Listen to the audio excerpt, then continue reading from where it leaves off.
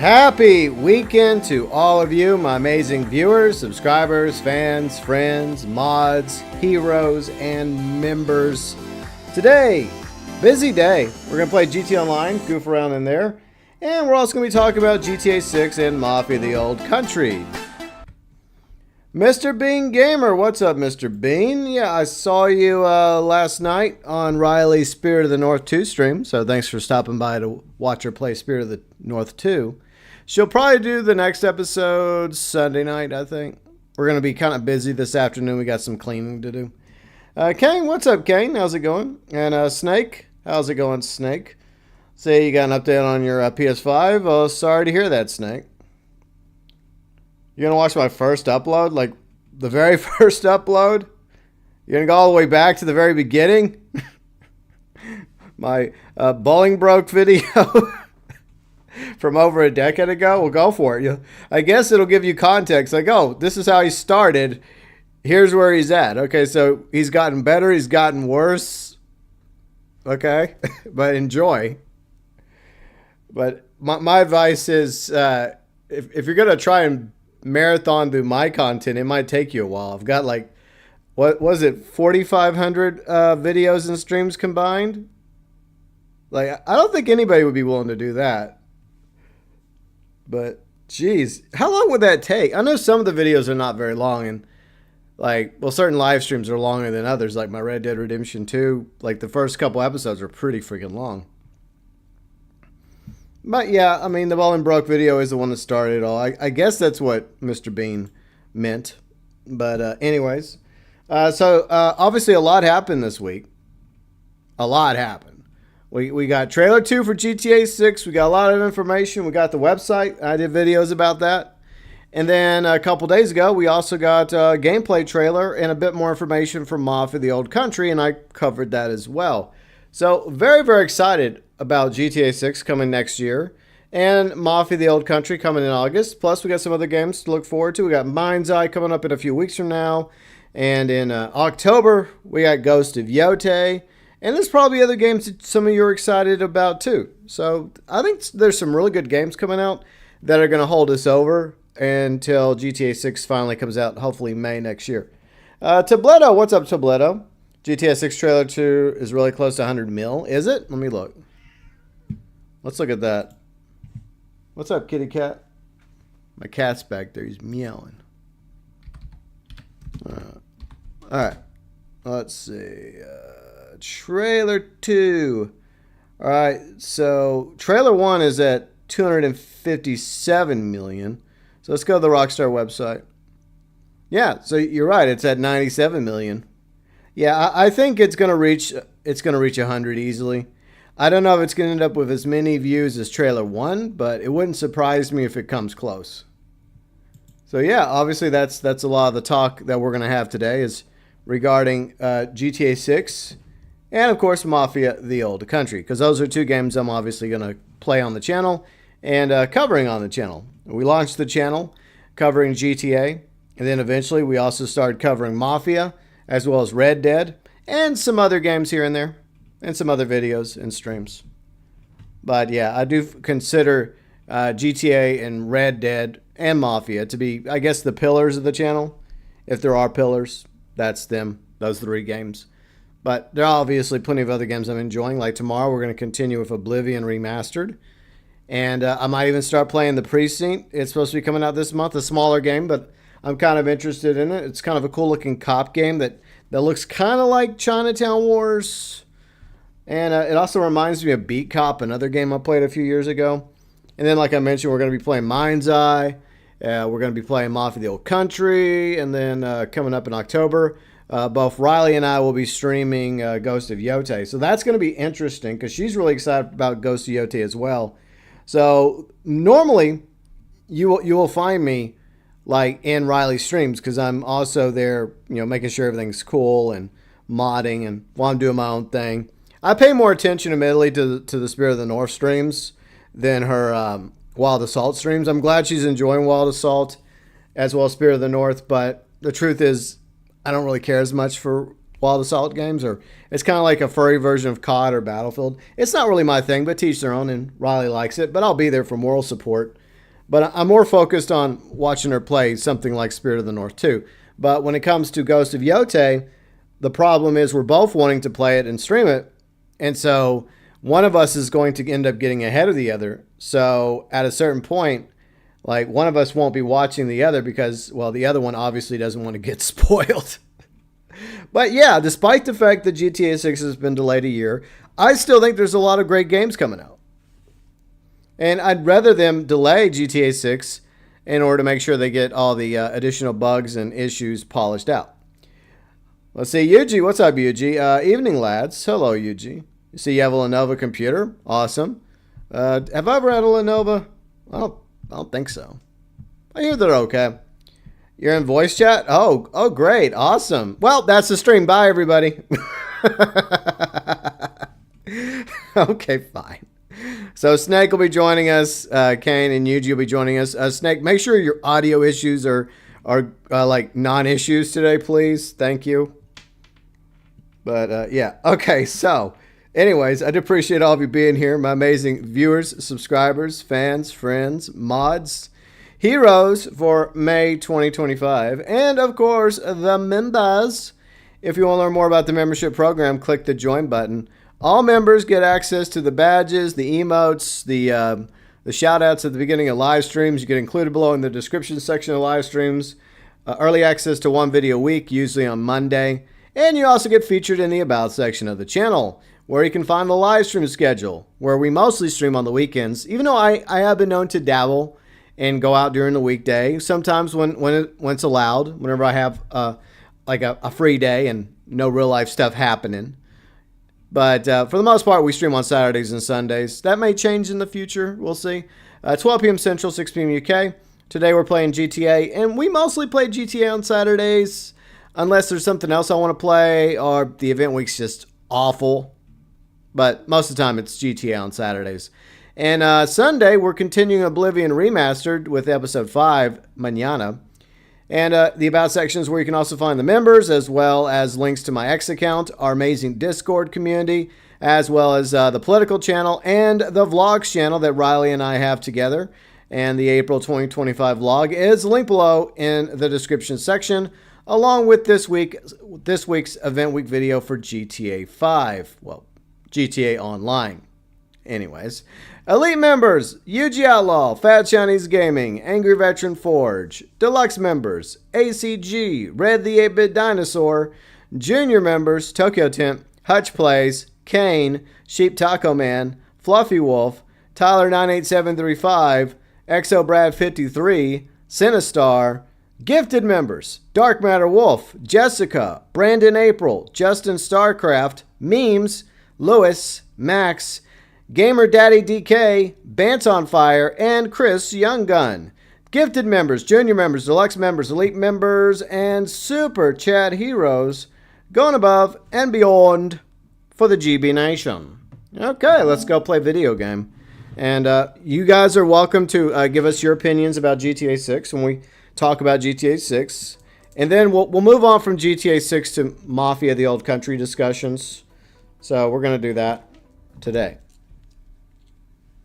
You're going to watch the first GB cast? Well, go for it. Eventually, I'm going to bring back GB cast. I know it's my little podcast that I bring back and then I abandon. I would like to eventually get to the point where I could actually just put out regular episodes. So I do apologize for those of you that actually like GB cast. Maybe one day I'll bring it back. It's just hard. I mean, we even tried it with Prickcast, and at first it was going well, but then scheduling conflicts and whatnot. So it's hard enough doing like a solo podcast, let alone a group cast. But I do like podcasts. See, going good, just finished. Can't wait for Snake's ASMR. Yeah, hopefully, Snake, when I join the voice chat in just a moment, we won't have any weird issues. See, back on 2024 on my birthday, I have GTA 5 on PS4. Okay, so you got, are you saying that you got, okay, are you saying that you got on your birthday in 2024, you got GTA 5 on PS4? Okay. And by the way, Yuji Outlaw, thank you very much for the membership of 76 months as an elite member. And don't worry, guys, I'm going into a friend lobby that y'all can join. See, Snakes in VC, that's just great. And I was having a great Saturday, too. Yeah, everything was going so well. God, we love to pick on poor Snake. God. And Red, what's up, Red? Thank you for being a deluxe member for 21 months. Hello, GB. Hope you're doing fine. We were fine. Yeah, the heavy breathing ASMR. I can't wait. All right, let's go to voice chat. Hi, Snake. Are you there, Snake? Hello. How's it going? Okay, it's a nice sunny day over here. Oh, it's a nice sunny day here in Texas, so that's very nice. Yeah. Well, it's the first sunny day in the whole week, so Well, that's doing it. That's great. Hey. Are you all right, Kane? No. I was practicing for the ASMR part of the call. Oh, okay. Snake's here. Was that good, Snake? Yeah. Was that good impression? Yeah. I don't know. ASMR? But what? You make some good impressions, but I don't know. I think your ASMR impressions need a little work. That's the whole point. You're breathing in my ear. God damn. Fun times. But doing all right today, Kane? Yeah, I'm doing good. I just finished building some Lego. Oh. I built, I think it was like a head bust of Darth Vader. Oh, okay. So, very cool. I just finished building that. Oh, yeah, I gotta put the thingies back up. Fix Started this. around like 2. And then I finished literally 20 minutes before you went live. Oh, very good. My hands are in pain because I've been, touching Legos most of the day. But you know what? Good. Okay.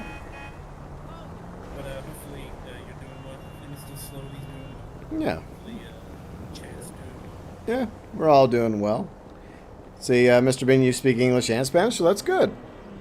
Riley, she's obviously fluent in Spanish and English, so. Because she grew up in Puerto Rico, and that's predominantly Spanish. Why is my IndyCar F1 car still out here? I keep changing it. Rockstar, what the flip? Open Wheel Races was totally last week. Yeah. Anyways, I think the problem is that I don't play the game long enough for the game to save. I just jump in, record really quick on Thursday morning, and then I leave. It's like, okay, I gotta do the event week video stuff. Okay, cool. Bye. Okay.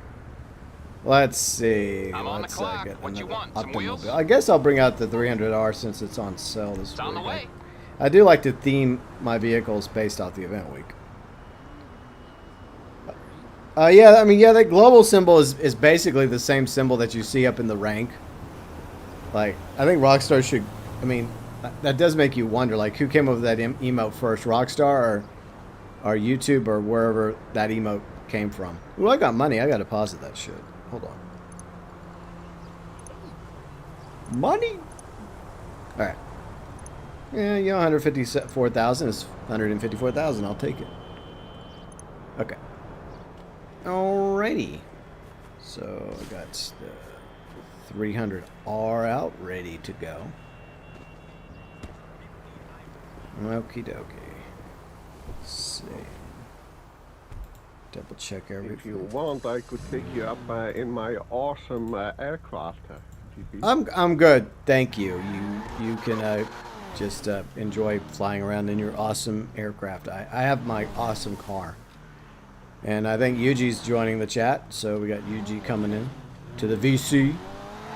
I hear Snake's voice. I already have a headache. Oh no, you'll maybe a bit of adult beverage might numb the pain. I am way ahead of you, my friend. I've got a bottle of Jack Daniels right here beside me because I'm dealing with this bearded box for the next 2 hours. Two? Kane, I love hearing the sound of your voice. You're more tolerable than Snake, I'll give you that. Wow, poor Snake. UG, have you ever tried beer and bird? Have you ever tried fixing your audio? Yeah. I don't know. I think it's working okay today. I don't hear echoes or any like really weird noises. Well, except for Snake, but that can't be helped. Thankfully, we don't hear the. Yeah. Just yeah. Like, That sounds so disturbing. Yeah. That's what it fucking sounds like. I'm sorry. I'm Jeez. sorry. I love you, Beardy, but bloody hell, man. It sounds like you got to call the bloody ambulance on you. No, don't worry, Snake. One day we'll be nice to you. One day.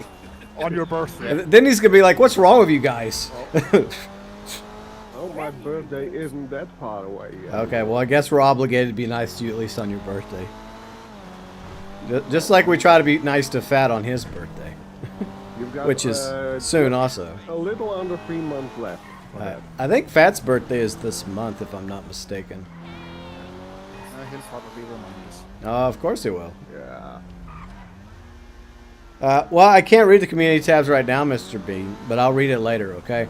Thanks, though. Kind of busy at the moment. But anyway, so we had a couple of trailers come out this week. You know, some small like indie games. One was this game called Grand Theft Auto 6. There's like a second trailer that nobody was waiting for the past 500 days. And yeah, so that finally came out. And we also got a whole bunch of screenshots in the website. And overall, I feel like for now, I think that's satisfied the people's thirst. But It looks trash, bro. It's not a gameplay trailer. I hate it because I'm one of them entitled cunts on Twitter. wow. Oh man. I think most people feel like that it looks really good, even better than trailer 1. But it's a Rockstar game. What do you expect? You know, they look. Even though we get annoyed that they take forever to make a game, like once they put out a game, it's a good quality game. So it's usually worth the wait. And plus, think on the bright side, at least we know the exact date is coming out. For now. Yeah, until it gets delayed again. Currently scheduled date. Yeah, I think they'll stick with May because unlike other games, Rockstar isn't dependent on being a blockbuster based off the time of year. Like they know that it's going to sell, no matter when they put it out, whether it's in May or October. And May's perfect because when you're thinking of May, you're thinking of spring ending and summer beginning, and you're thinking of the beach, right? I mean, I think it's perfect for the release of GTA 6. So I think the timing is actually pretty good, and a lot more games are now moving away from the standard holiday release because there's just so many games that have come out in the holiday season that were good games that unfortunately got overshadowed. Like for example, Titanfall 2. If they would have just waited a few months after COD and Battlefield, like what is going on with these vehicles? Why are they freaking acting crazy? Like, what nonsense is happening where the vehicles in this game are they're just coming out of nowhere? I think GTA Online is starting to fall apart. Oh, it's the cops. Somebody's pissed off the cops. Who pissed off the cops today? Well, who's me? Snake, what are you doing? I'm trying to go for a lovely drive. And you're getting into a fight with law I was enforcement? trying to go for Mystery a lovely solved. fight, but Crack the case. Yeah. the military doesn't like me flying over the base. Well, it's because you need a hangar there. No, Snake died. Anyways. Anyways, All right, so anyways, I guess we'll let everyone start with their thoughts. Kane, your thoughts about everything we got so far with GTA 6 this week. Well, I'll say this: it was definitely a surprise. That's the thing. It was. To quote Palpatine, it was a surprise, but a welcome one. Yeah, I know. It's like I woke up, and like everyone else, I was reading Discord, and I think you're the one who posted it, and I'm like, trailer 2, what? Literally, I was making a fucking sandwich when that fucking trailer dropped. I was literally having lunch. Like, I was just finished making it, and then I checked my phone because someone sent me a message on Snap, right? Mm-hmm. And I'm like, you know, oh cool, someone messaged me, and then I see a fucking YouTube notification from Rockstar. I'm like, oh, is it just a random Rockstar notification? And I see trailer 2. Literally, it felt like the bone was like ripping out of my skin, but the amount of times I was just banging on my phone to try and get onto that fucking trailer. Yeah. Like, literally, I was like, trailer 2? And so, yeah, obviously I posted it in your server, and I was like, holy shit, dude, it genuinely looks better than trailer 1, if I'm being honest. Like, Yeah, it does. I think what we saw, it looks really good. And look, trailer 1 looked amazing. So, but yeah, trailer 2 is even better. But it was so weird. I woke up in the morning, right? Just, you know, like getting up, get out of bed, fixing breakfast. I got to go unlock the gate for my construction crew because I'm having the balcony and the back porch repaired. Well, repaired, you know, just to get around this stupid HOA. So I'm sitting there fixing breakfast, and then I look in Discord like I usually do, because that's usually the first place I go in case there's some nonsense happening. It doesn't really happen anymore, but it happened a lot in the past. Then I always like to see what everybody's up to and what everybody's posting in our Discord. And then I look and I say, Kane, what did Kane post?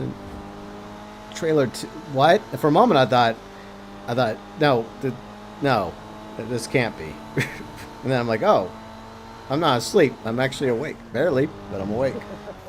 Bro, I unironically, part of me was kind of wishing it was just some goofy troll, like, that I fell for, but now seeing it was fucking real, I'm glad it wasn't as well. Yeah. It's just, oh man. It was so fucking good, dude. Like, it looked, genuinely, like, parts of it I actually thought was fucking live action, if I'm being honest, just because of how good it looked. Yeah. Like, there were some shots that I genuinely thought was, like, filmed on an actual, like, properly filmed camera. Yeah, it is amazing how far, you know, the quality of video games keeps going, you know, each passing generation. And the fact that the entire game was apparently captured on just the regular PS5 that we're playing right now. Yeah. Like, a standard PS5, not even like the Pro or the Slim, like just a standard one. Yeah.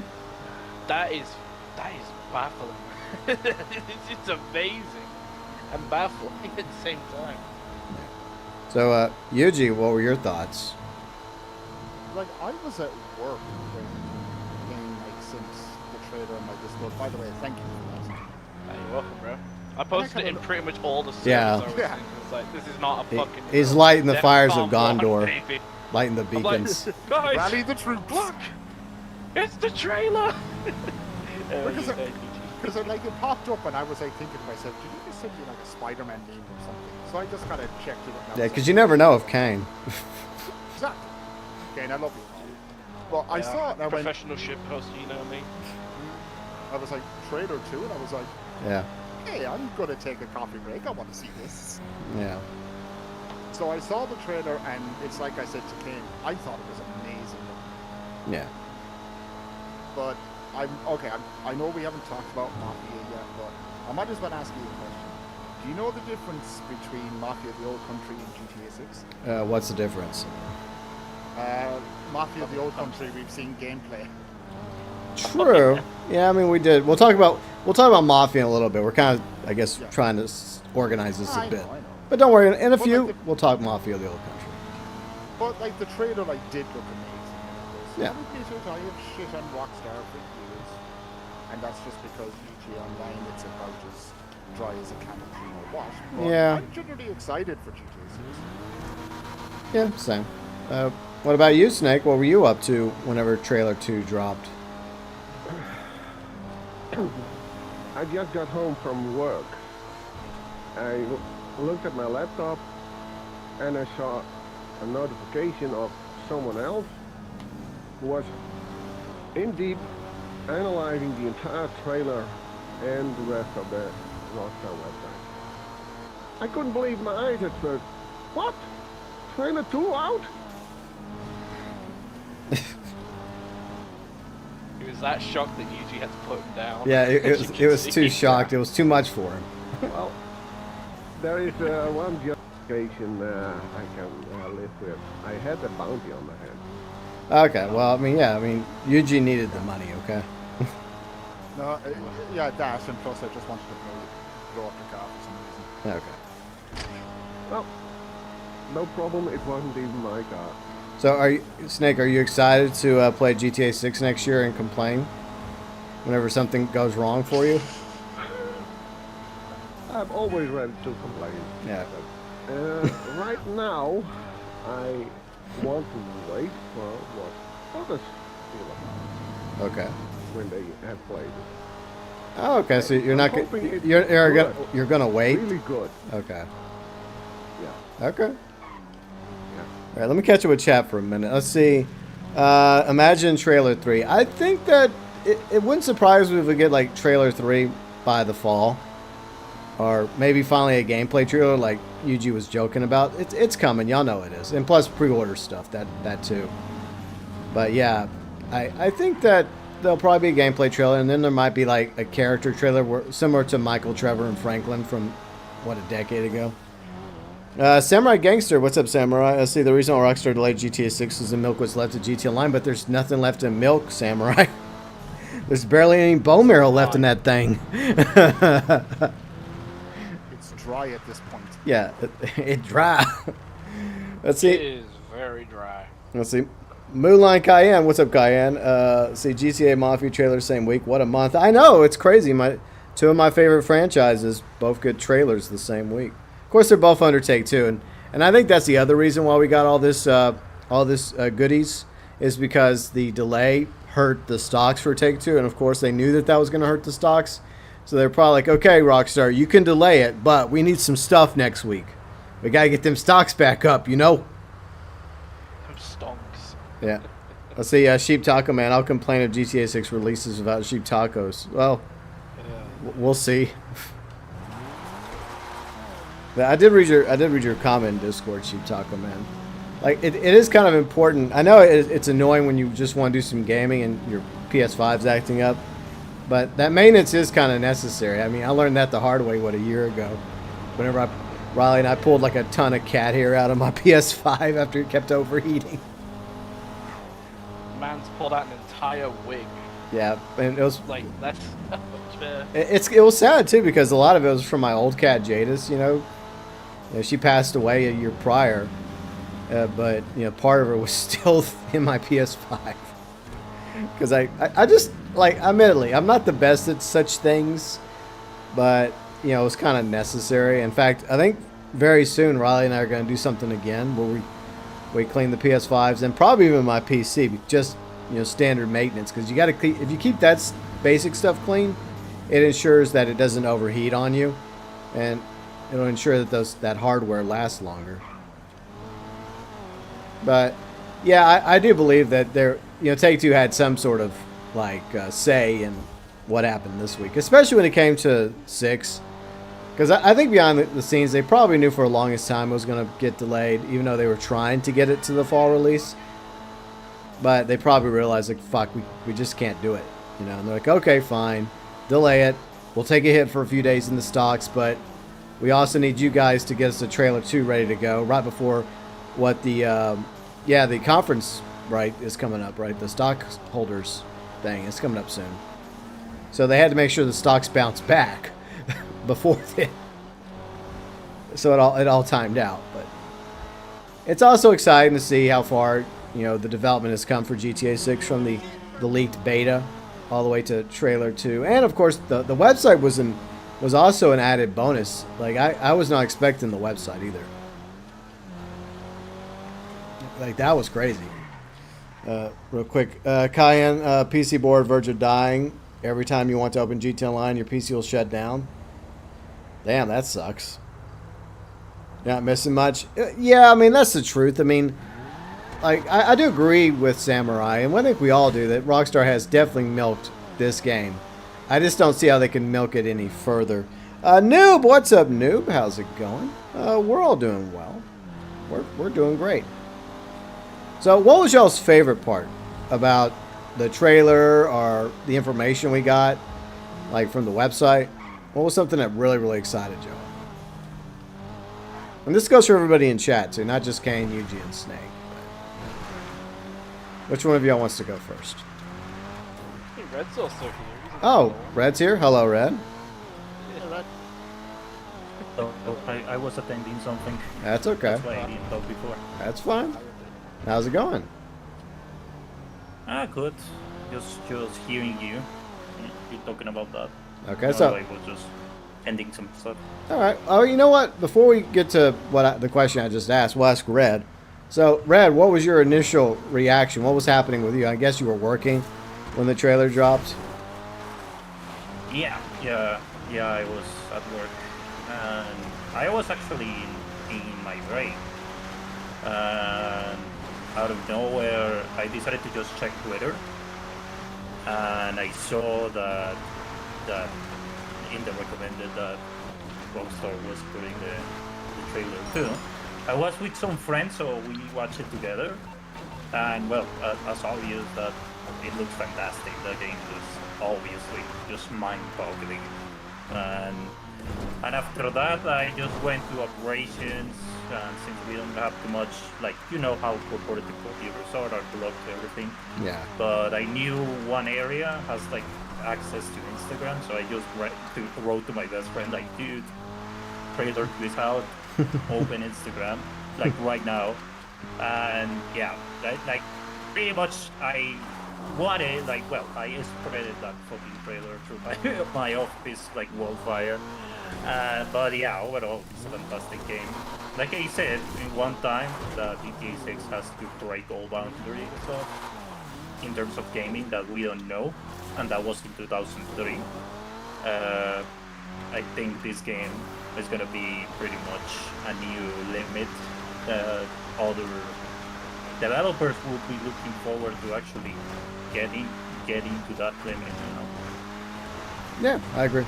I think that there's going to be a lot of things about GTA 6 that's going to push the gaming industry forward, and other studios are going to be looking at this and studying the game, just like Digital Foundry was like studying the trailer as they do. But yeah, I'm excited about it. Trailer 2 looks even better than Trailer 1. Let's see, Moonlight says, I think 12 years of GTA Online has been plenty enough. I think the majority of us agree with you on that. It's been a fun run, but it's been a little long in the tooth, so I am happy that it's finally going to be coming to an end, well, in a year from now. We're all kind of low-key hoping that it would be over in October this year, but, you know, it is what it is. Bob, what's up, Bob? Let's see, Michael DLC. Yeah, I mean, I would love for there to be a Michael DLC. I think a lot of us would, but the problem is Rockstar willing to put forth that kind of effort, resources, and money to make us a Michael update? I don't know. I doubt it. I know Ned Luke would probably be more than happy to come back to be, Michael DeSanta once again. But I think that the best we can hope for this summer in December is just some quality of life stuff, and most likely some vehicles, and probably some copy pasta. But Brian, what's up, Brian? If they do the long-awaited meme to Michael update that fucking Aussie idiot TGG keeps fucking milking and creaming about, that would be a good way to end GTA Online. It would have gone full circle. You would have at least met all the single-player characters. Yeah, all the main characters. Yeah, you're right. Not just that, but I mean, if it was to be the final update, I mean, I think it would also be a good way to say, all right, you don't have to do anything now. If you want to fucking do your Michael update missions, go for it. I don't care. Most of us want to fuck off to like Leonida, to be honest. Yeah.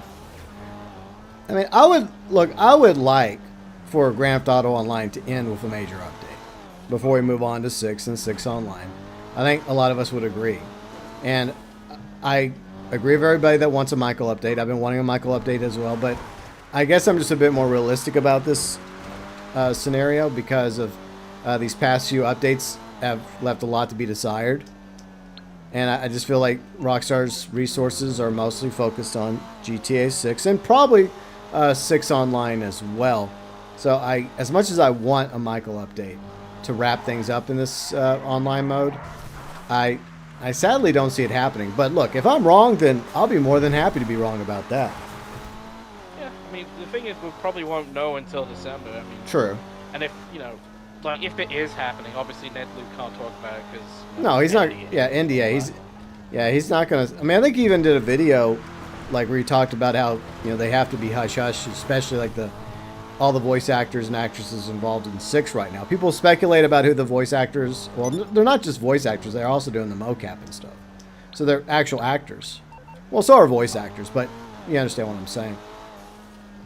So before they can come publicly and say, "Hey, I'm playing Lucy," or "I'm playing Jason," or "I'm playing this character," you know, it's all NDA right now. After it's all said and done, yeah, you'll see them doing interviews. You'll see them at Comic-Cons and, you know, going to speaking engagements and stuff. But right now, yeah, they can't say shit. And if Ned Luke is coming back as Michael in a hypothetical Michael update for GT Online, well, he can't say shit either, probably. That's just the reality. I know, like, on Twitter, a lot of people were thinking that the voice actor for Jason was Roger Craig Smith. I don't think so. I don't know. I mean, the reason why people are thinking it's because he tweeted saying he's not the voice actor and he locked replies on the tweet. And people are thinking it's some Andrew Garfield shit, you know, with the No Way Home stuff that happened a few years ago. I think he locked it because people were probably just annoying him. Yeah, it's like, I don't got time for this shit today. But it's like, I don't know, people, it's the fucking GTA 6 conspiracy theory community, man. They see one single thing that looks off about the post and they just keep digging and digging and digging. That's true. Saturday. All I'm saying is, it would be fucking funny if Sonic the Hedgehog is like one of the main characters of fucking GTA. The fucking voice actor for Sonic is a fucking GTA character. Well, I mean, it was, you know, he did Batman in Arkham Origins, so I thought he, yes, I thought Batman as well. And I thought he's not. Yeah, I mean, I don't know. We'll just have to wait and see. I think it's simply that maybe the simplest explanation is usually the best one, is that maybe he just was getting annoyed by it, and he's like, okay, I'm busy doing other projects right now. I don't have time to see my social media blowing up with these accusations, whether they're true or not true. If he is, in fact, Jason, then we'll find out one way or the other. But I think that in the end, it doesn't matter, as long as the voice actors or actors do a good job. True, but I mean, it still would be funny if Sonic is Jason.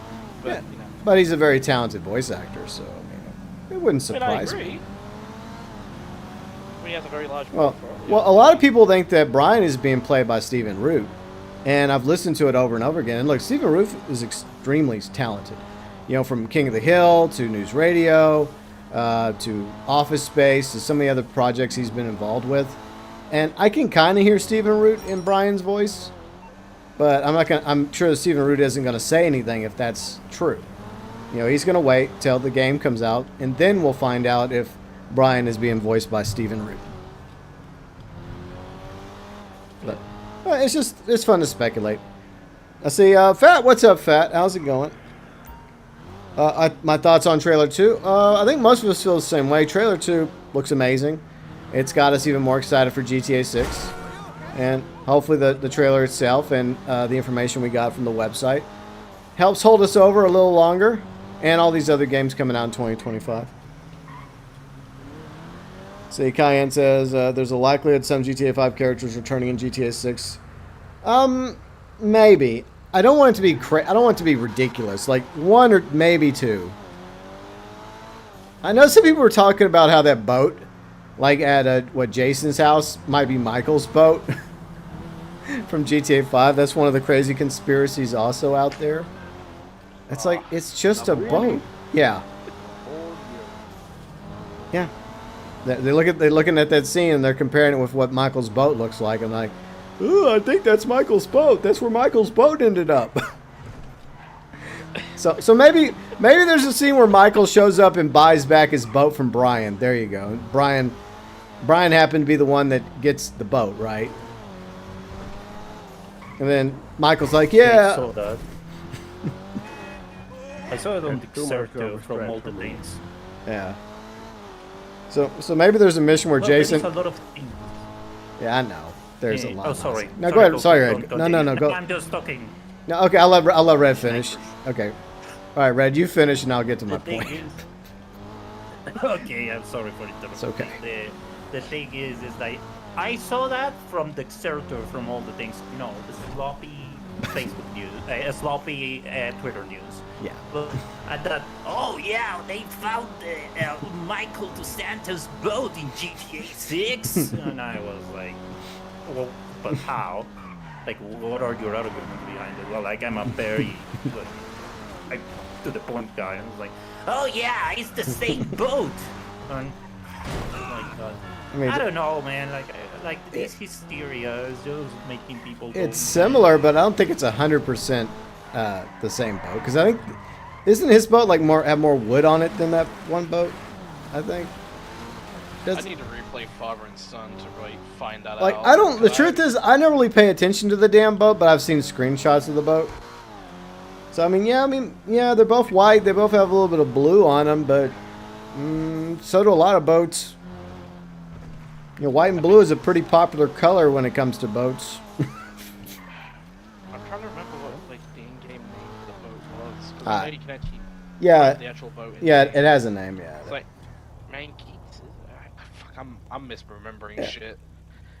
I mean, it would be funny if it did turn out to be Michael's boat, and maybe there's like an episode where Michael comes back for an episode, and Jason helps Michael clean up the boat and gets, maybe helps deliver the boat where it needs to be delivered for Michael to get his damn boat back, right? Because at this time, Michael's probably a major like Vinewood producer, So I don't know. I mean, that would be a cool cameo, right? But I'm not going to bet the farm on it. Yeah, I still think it's reaching out too much. Yeah, see, I agree with you, Snake. I think it is stretching just a bit. Like what you said, it's like white boats with blue lines. I think it's a very popular paint scheme for a lot of boats. Yeah. Including cruise ships. Yeah. So at this point, everyone the insanity is so bad that if in some sort of trailer a fucking cruise ship goes around, it's like, oh yeah, that's Michael Santos' boat. Like, yeah. This is why I don't take them seriously. It's like the point of the stupidity is so high that you just don't know, man. Yeah, I mean, it's still fun to see the people come with their wild, silly ideas, and you never know, some of them might actually come true. But the reality is, like, Los Santos is on the west side of the country. Vice City is on the east side of the country. So you're telling me that this boat either A, was hauled across the country on the interstate, which is possible, or B, somebody sailed the boat all the way down to the Panama Canal and then for some reason took it all the way to Vice City. It found its way there, but isn't there plenty of sailboats that people could steal in the Vice City area, in the Leonida area? Like, why would somebody steal a boat in San Andreas and take it all the way to Leonida? I mean, I realize time has gone by like a decade, and it may have passed hands since, from one person to the next. But I don't know. Still. Yeah. It'll be interesting to see if I think that the boat's gonna be much to do about nothing. I think it's just there in the background because it's in the Leonida Keys, and the Leonida Keys has lots of boats. What a surprise that both trailers had lots of boats and the screenshots have boats. Oh no, look, a boat. Wow. Shocking. Yes. And let's not get started with these bullshit conspiracy theories about connections between Red Dead Redemption 2 and GTA 6. Those are stupidly hilarious. Mary and Lucia are related, guys. Trust me. Oh yeah, that one. We'll talk about that one in a minute. Michael Pro, what's up, Michael? How's it going? Okay, let me catch up with Chater. See, you only watch trailer 1. I want to experience it fresh. See, that's how I am with movies, right? Or TV shows. I'll only watch like the first trailer, and then I just don't bother. Especially if I really want to watch it.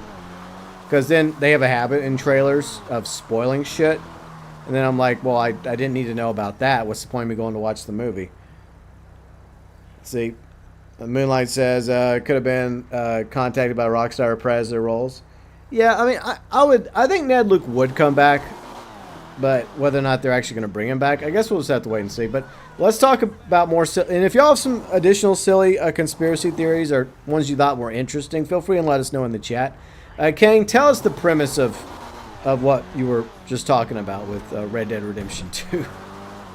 Oh yeah, so it all starts with a tweet that Red put in a group chat that I, GB, and UG are all in, and it's from an individual who I've made my opinion about him very well known over the years. Yeah. I'm gonna call him Slimy Cockroach.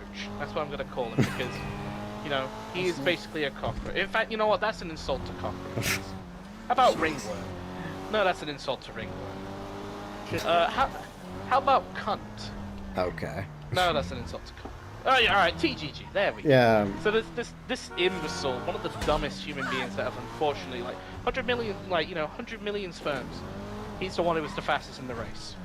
Okay, but he makes a tweet, basically trying to say, guys, hear me out.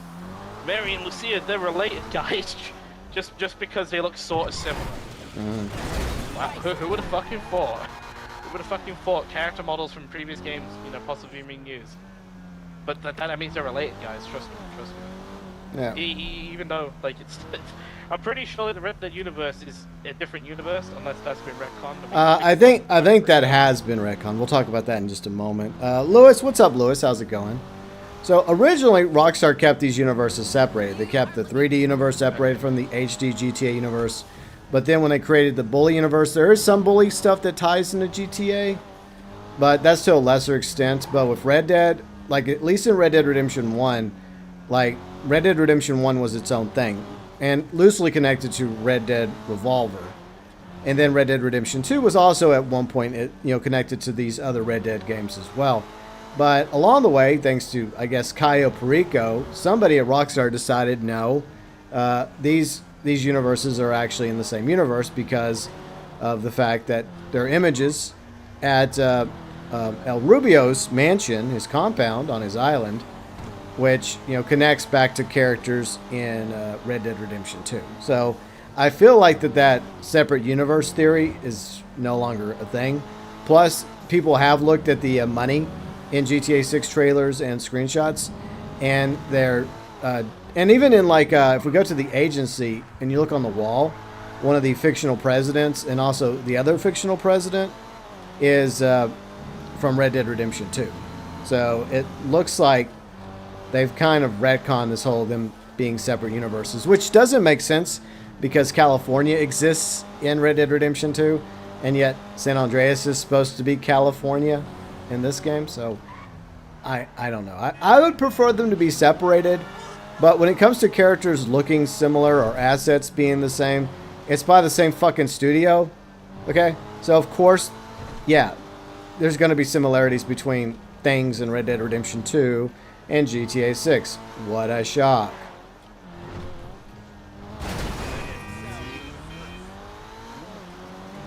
So, anyone else's opinion?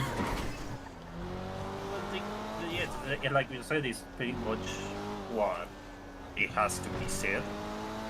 But still, like, I'm impressed by the amount of ignorance that some content creators in this game has. It's like, man, oh yeah, I'm impressed that these two models that I shown on my tweet are made by the same developer, but I want to create these really weird conspiracy that both are related in some sort of grandson shit.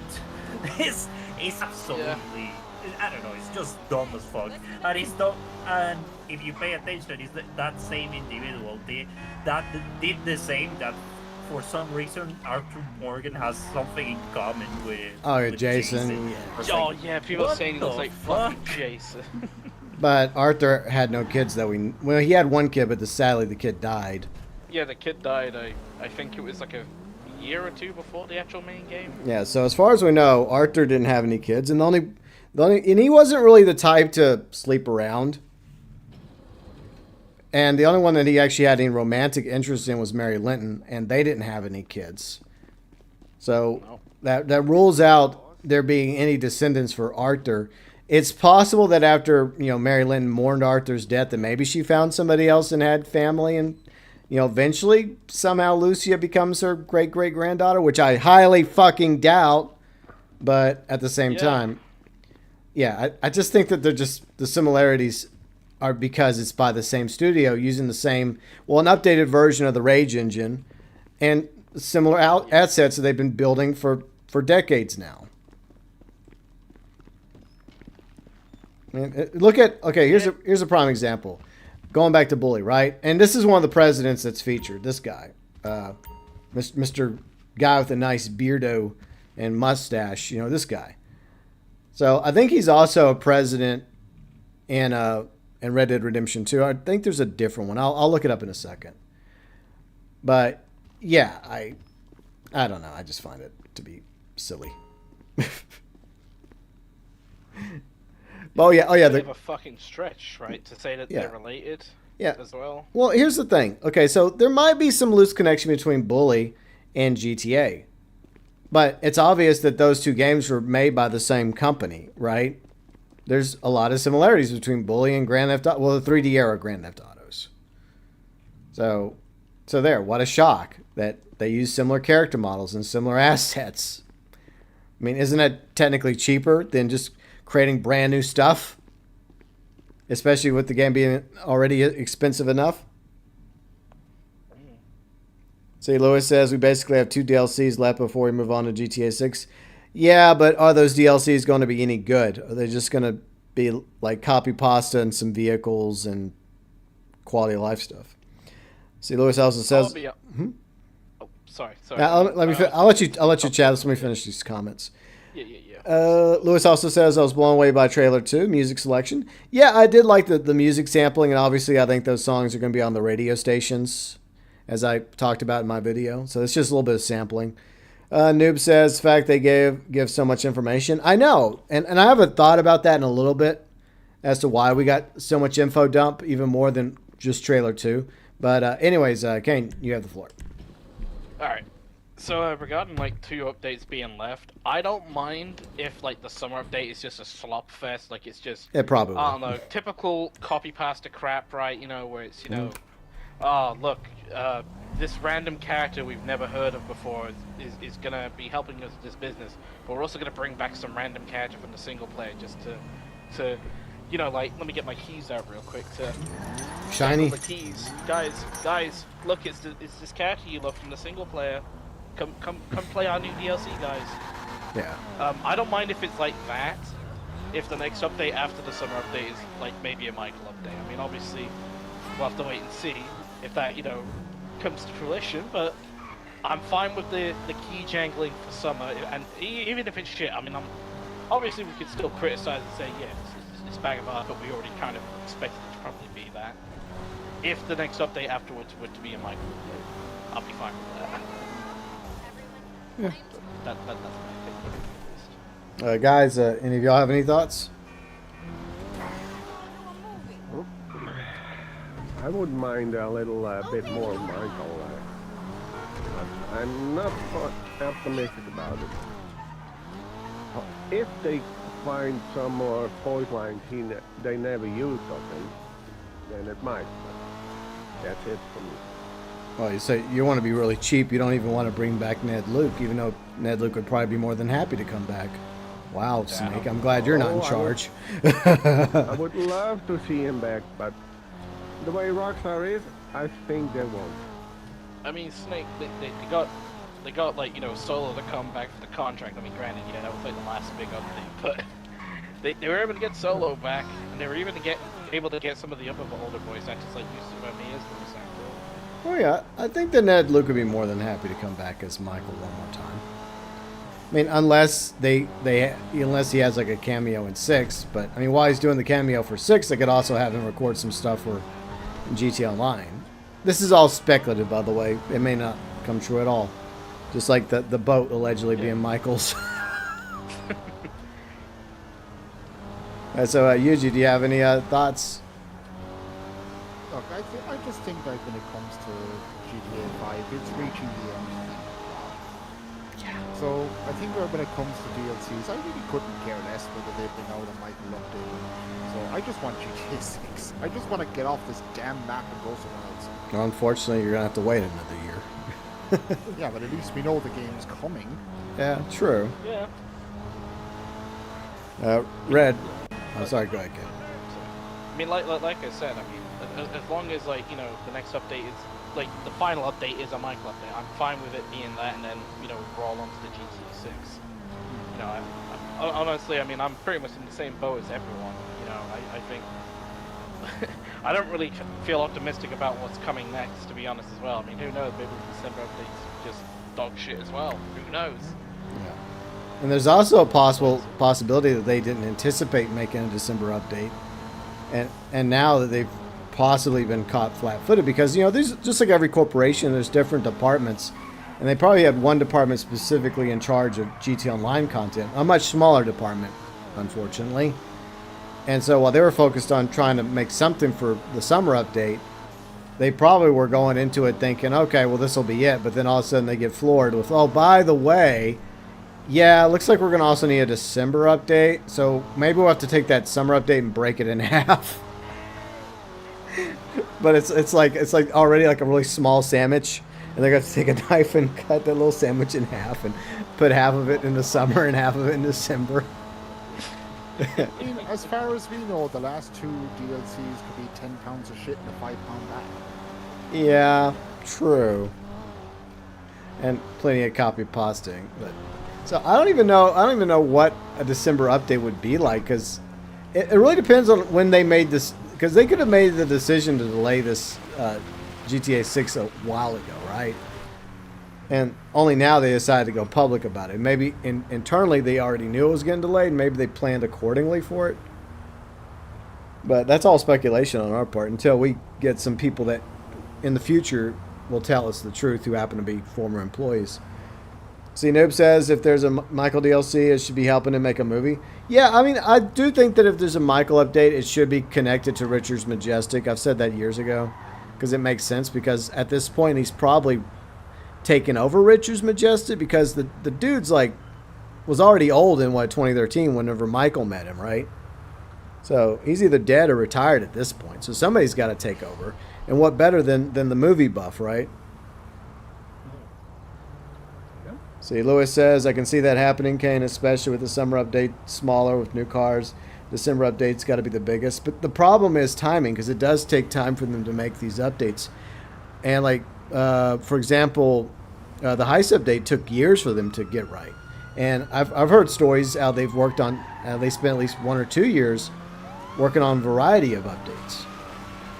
At the very least... One thing sorry for interrupting, but I want to put this out as well. One thing I've always found really interesting is, ironically, it's about one of my, I guess now one of my least favorite updates, just because of, I don't really enjoy it as much. But Kaya Perico, the whole update was made during COVID. Like parts of it was probably made pre-COVID, but the majority of it was made during COVID. And they were able to pop that thing out. Yeah. That was fucking impressive. Yeah, I also wonder how much of it they've already had built prior to COVID. But yeah, I would say at least 50% of it was probably built prior to COVID, but the rest of it they had to do remotely. But thanks to, technology and whatnot, they were able to pull it off. So I'm not saying they can't whip out a December update. And they probably have like tons of ideas on the board and assets they could quickly mesh together to give you something for a December update. But we'll just have to wait and see. But I would like for the December update to be good. I want all the updates to be good. The problem is it just feels like a lot of times it's just enough to get us by. GTA FIB, what's up FIB? How's it going? Hope you're doing well. I see May 26, 2026 is Tuesday. Yeah. Well, I mean, people are going to be very sick that day. It's like, oh my God, I can't come to work today. Oh my God, I think I got the plague. The blue blotting plague is back. I can't come into work today. Sorry. Yeah, a lot of people are going to be calling in sick on May 26, 2026, I predict. Yep. See, they can make a tribute to many films. And, yeah, I mean, it would be cool, but it's also a timing thing. So unless they've been spending years working on a hypothetical Michael DLC, then it just depends on what assets they've already got worked on that they can implement in a hypothetical December update. Lewis says, I see the cars we get in the next 2 DLCs. Yeah, it would not shock me if we see more cars from GTA 6 being like backloaded into online. That's already happened. But obviously, I think the GTA 6 version of all the cars are going to be significantly better. That was another thing I liked about the trailer, is it went out its way on numerous occasions to show us that the reflections have improved. Like, from the point of view of Jason driving the car, you could see that the damn mirrors actually fucking work. So you'll actually be able to like look in first person at the mirrors in your vehicle in GTA 6. Plus the reflection of glasses and sunglasses, and like the fact that it was the little things that were so impressive as well, like the beer bottle with the bubbling, right? That looked really cool. And when Lucia like got on the couch with Jason, you could see the couch go down a little bit. And that's some serious attention to detail. It's very impressive.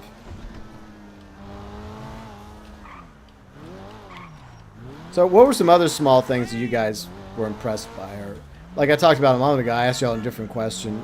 Feel free and let me know. What was something that really got you, like, piqued your interest or excited you from trailer 2 on the website? Snake, was there anything that excited you? Actually, everything. Well, I asked you to be specific. You can't just give me everything. Come on, just give me something. It just impressed me so much. I just can't decide on what the most impressed. That's the easy answer. Well, everything. I liked everything. Everything at all. Yeah. There wasn't like one thing specifically that's like. Oh, what about Jason? Did you think he looked good? You think he looks nice? Yeah. Think he looks stacked? Good to go. Well, there you go. Character design. See, the character designs look good. Yeah, Snake, are you getting flashbacks from when that one scene of Jean-Claude Van Damme? There you go. I knew he was going to bring that up again. Getting flashbacks, buddy? No flashbacks from that. Okay. I watch that spent movie. more time watching the ladies. No. Oh, sure.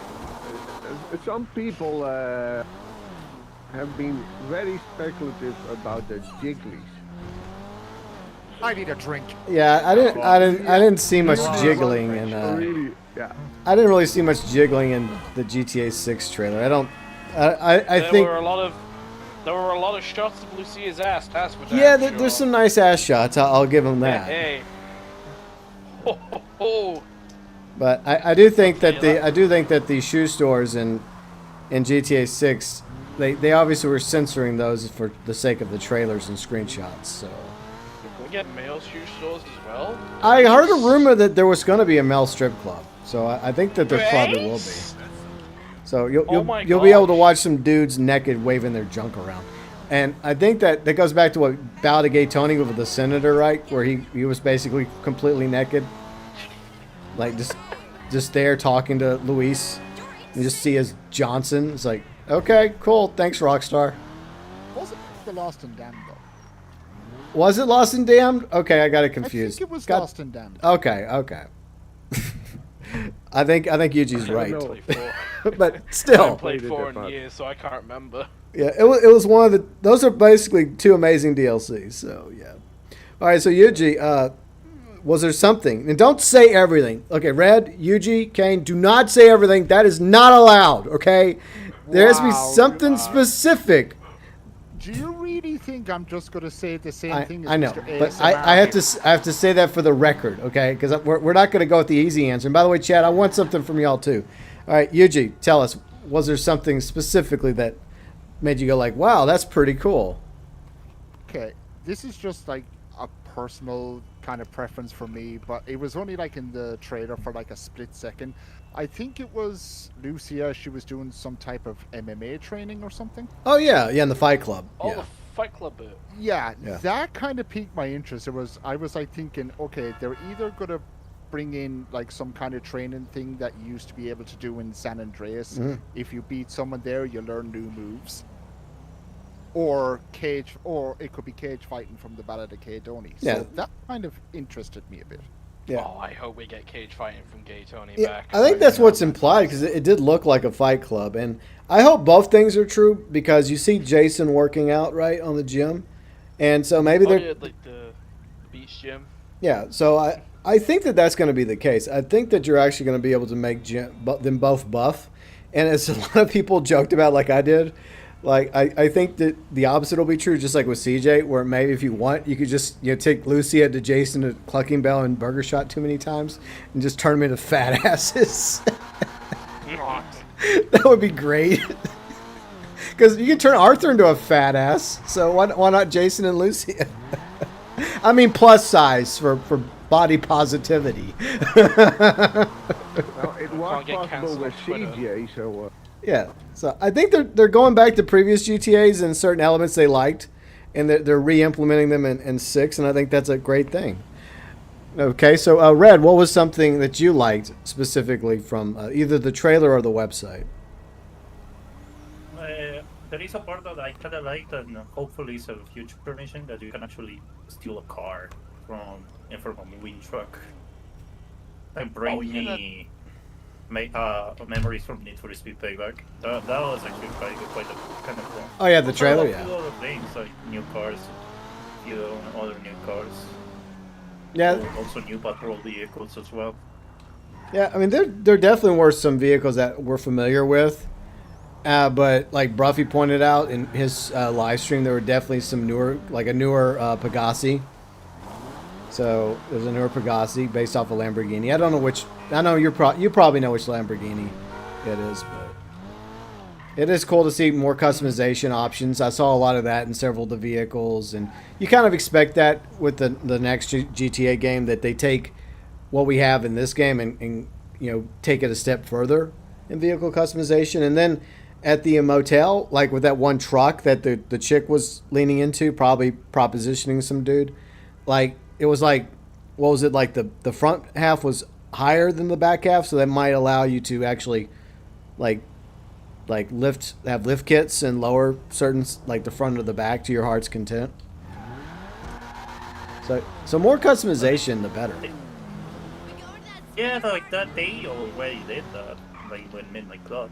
Like Midnight Club Los Angeles 3 to have like really deep customization in them. Yeah. So it will be nice to actually see at least some remnants of Midnight Club. Even if, I already know that IP is there, but that would be cool to at least see like remnants of that deep customization of that game on the new GTA. Yeah, I agree. I think this is what I think, and I could be wrong. I think what they did is they went back and they looked at all their previous games, and they looked at every little thing that they liked about each game, including Midnight Club 3, and they're like, hey, we like this stuff. We want to implement this in 6. Maybe even L.A. Noire, right? Even though Rockstar didn't make L.A. Noire, they published it. And there's some things in L.A. Noire that ended up in Red Dead Redemption 2. And there's things in Red Dead Redemption 2 that we'll probably see in GTA 6.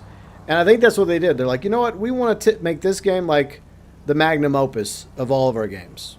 Like the stuff we liked in San Andreas, we want to bring back for 6. So I think that's what's happening here. Let's see. Kane, did you tell us yet what you really liked? Anything that's stuck out for you? I mean, I have a few, but I mean, we have to stick with one. No. You can say a few. I just don't want to hear the word everything again. Oh, okay. Well, it's not just everything, but I want to be a little bit different because I think most of us were focusing on the trailer. I'm gonna go to the website. All right, go to the website. A lot of those photos we saw were really good. They are. Especially that one picture of I think Raul. I think his name was Raul. Raul. Yeah. Like that one shot, like where it's like showing off like I don't know one of his major quotes or something that he said in the game. Where it's like him like doing a bank heist with Lucia, and I think Jason's in the other shot. Yeah. If you look very carefully. That one shot alone looks fucking awesome, and it kind of reminds me of like that one scene from Heat, like the bank robbery. I think that's where they got inspiration from. Major Heat, like Heat vibes. Yeah, I think of all the additional characters that were mentioned, I think Raul is the one that I'm most intrigued by, because I do feel like he's going to start off as a mentor for Jason and Lucia, but I also feel like he has potential to become a major antagonist. What do y'all think? Yeah, I feel that as well. Like depending on your choices, if there is choices in the game, like I know there were choices in 5, but it wasn't as impactful as something like GTA 4. Yeah. You know, when you would make choices in that game. Yeah, but I do think that he's going to be an antagonist. At least one of them. Yeah. Probably not at the start, but eventually maybe. Yeah. Yeah. And if there is like a proper choice-based system in the game, maybe, who knows, maybe if the entire game, depending on how your relationship with Raoul is, like maybe he's an ally from beginning to end as well. Yeah. Or, you know, like saying earlier, you know, again, depending on your choices, he could, you know, go from your best friend to literally your worst enemy. Yeah. He does remind me a little bit of Dutch, though. So, like, I know we were joking about the conspiracies of people being related to people or looking like people, but there is some similarity between Raoul and Dutch. I don't think they're related, obviously, but yeah. And I don't think he's going to be anything like Dutch. I mean, he might be charming like Dutch was, but he's obviously going to be his own character. But I do think he's going to be one of these guys that starts off as a mentor, but maybe not the main baddie, or then again, he might be the main antagonist. I guess we'll just have to wait and see. But either way, I still am most intrigued by his character, and I look forward to learning more about Raoul. All right, let me catch up with chat real quick. Let's see. And if there's anything else you guys want to bring up, feel free and let me know. Yeah, I think there's going to be way more cars, and hopefully a lot more improvements to cars and the way cars handle. I want to see more car classes. I think that's something Red and I have talked about before, because some of these cars are in classes that make no fucking sense. Like, give us a truck class for crying out loud, and some other ones. Or an exotic class. Noob says, do you think most of these things, like Reflections, will carry over to online?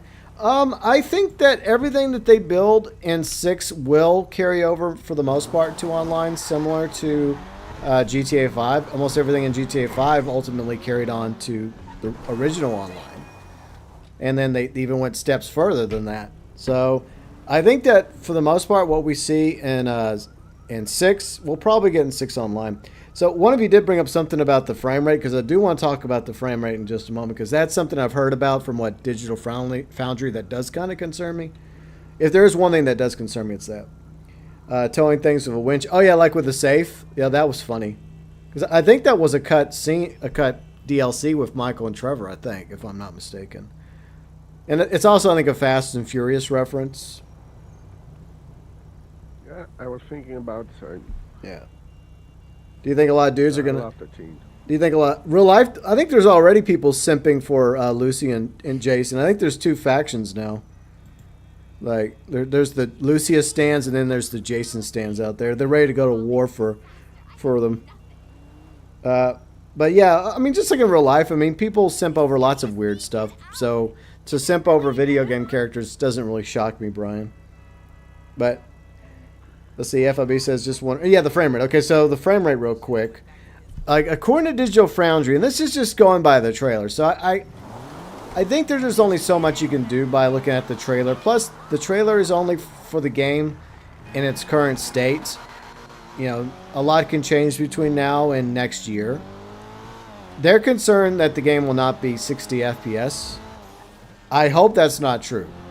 Because even if the game does look amazing, I think that we've reached the point now that GTA 6 could theoretically run at 60 FPS just like most other games. So, y'all's thoughts. If the game is 30 FPS, will that be a major con for y'all? Yeah, I think that would be for me. And the reason why is because I know we like to rag on the Milk Edition a lot, but I mean, it's practically like a fun pastime for us, right? Which we're playing right now. I'm pretty sure the Milk Edition that we're playing currently, I'm pretty sure runs at 60. Yeah. So, I don't know, if this thing can run at 60, if they can make a 2013 game run at 60, why can't a 2026 game run at like 60 as well, Rockstar? What's going on with that? Especially a game that's being built specifically for current-gen consoles like the PS5 and Xbox Series. Yeah. There's no When excuse. this game was first made, the PS3 and the 360 were the big dogs of yeah, the, you know, we didn't even get 30 market. back then. Yeah. When we got 30, we thought we were living the good life. So, Yuji, is that a deal breaker for you, or at least a major con if 6 is not 60?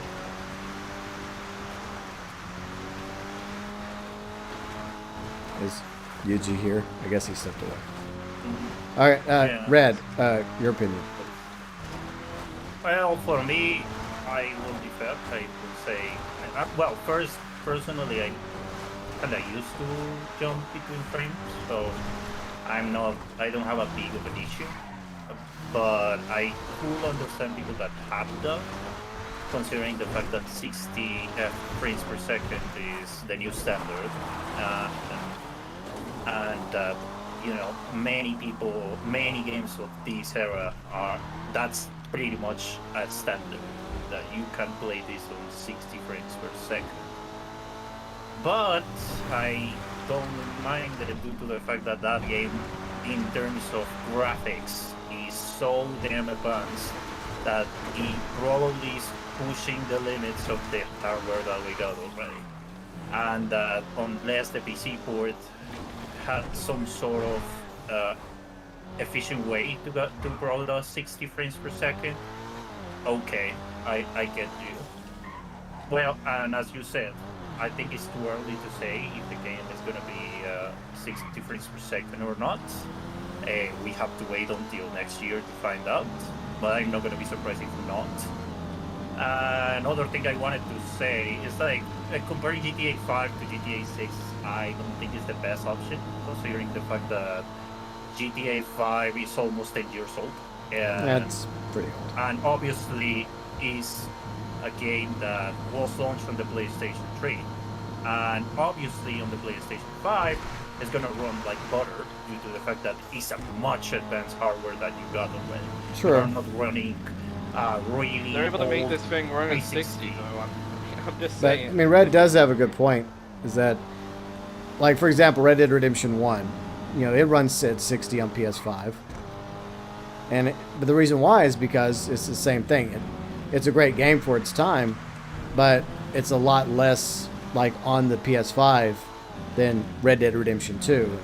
As much as I'd like a 60 version of Red Dead Redemption 2 and Red Dead Online, especially after last weekend when our eyes were melting, you know, I do see the hardware issue, but at the same time, I do think that at this point, Rockstar has had plenty of time to build GTA 6 to run at 60 FPS, or at least somewhere in that ballpark. Maybe not 60 FPS all the time, but at least most of the time. And I think that there'll probably be like a performance quality mode similar to this game. So I think you will be able to run it at 60, but it will have some sacrifices made. So, but if you want it to look better, yeah, you'll be able to switch it to quality. I think that's what's going to happen with 6. But that's just me speculating. Mm-hmm. And another thing is like that will actually answer the question of why Red Dead Redemption 2 never got like a 60 frames per second batch. I still think it's possible. I think the problem is, I think it's doable. I just think that Rockstar at the moment is not willing to put anybody on that particular project because that's not their priority. But I do think that it can be done. It's just Rockstar not wanting to do it at the moment. Yeah, exactly. Like maybe like it could be or things with the race engine that we don't know. Again, it's too early to say because we don't have the product to actually say okay, 60, 30. What is the thing?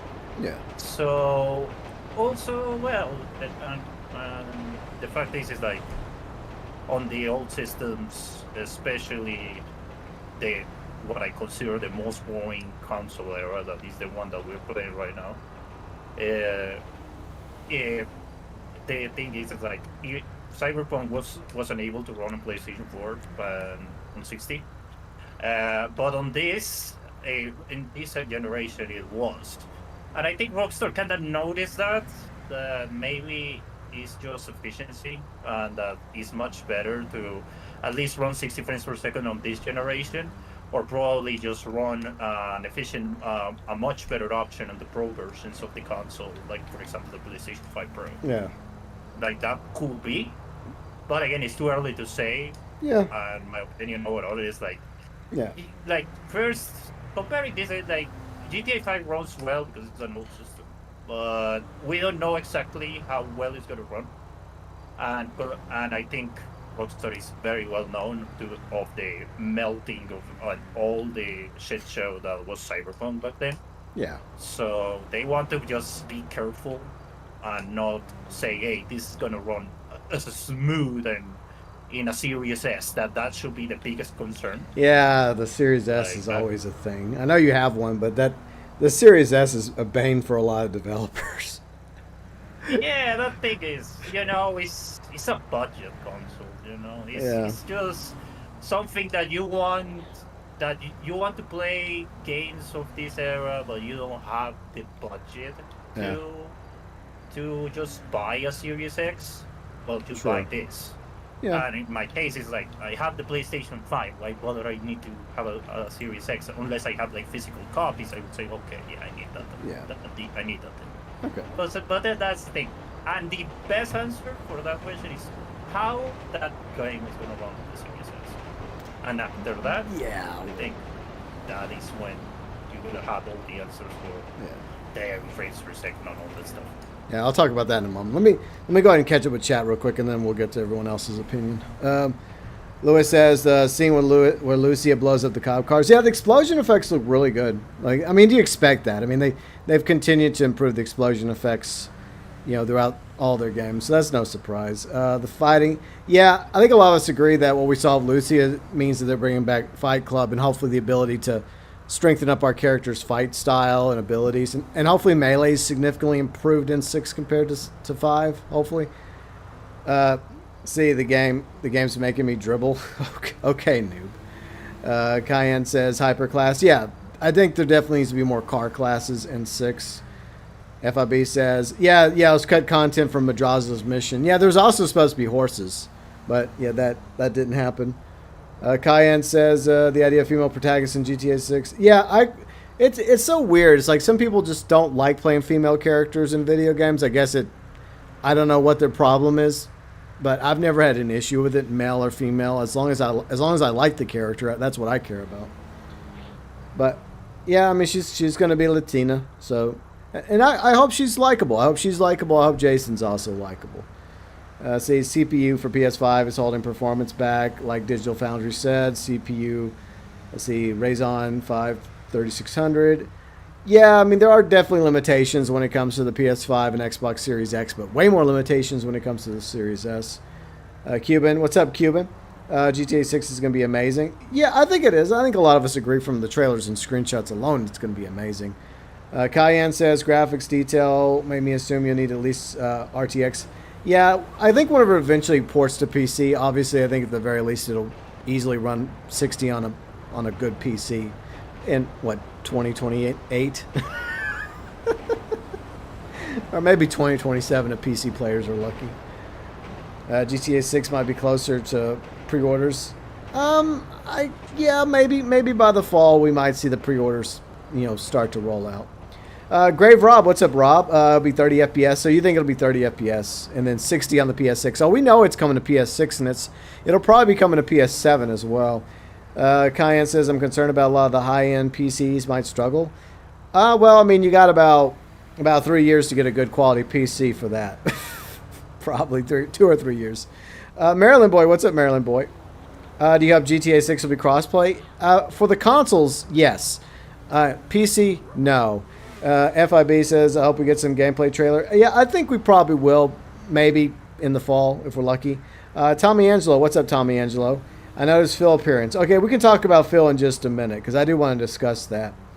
Cayenne says, I'm pretty sure that PS5 GPU is equivalent to the RTX 2070. I don't know. I'm not really as much expert when it comes to hardware. But okay, so back to the Series S. I don't have a problem with the existence of the Series S, but I think that it's asking too much to expect the studios to get the game out for the PS5, Xbox Series X, and S at the same time.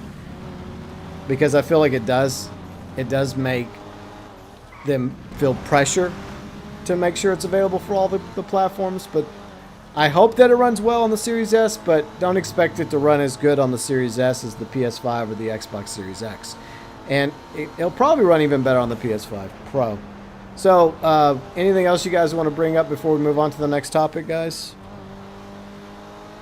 if I get a nice bonus, I could buy the game. If I get the opportunity, I could buy it on the Series S. Considering the fact that I only play Forza on this, Yeah. I don't mind it. I- And just to experiment, you know. I don't know if it'd be worth it. I mean, Well, I will play it on PlayStation 5 Yeah. as well, so it's not like a big issue. yeah.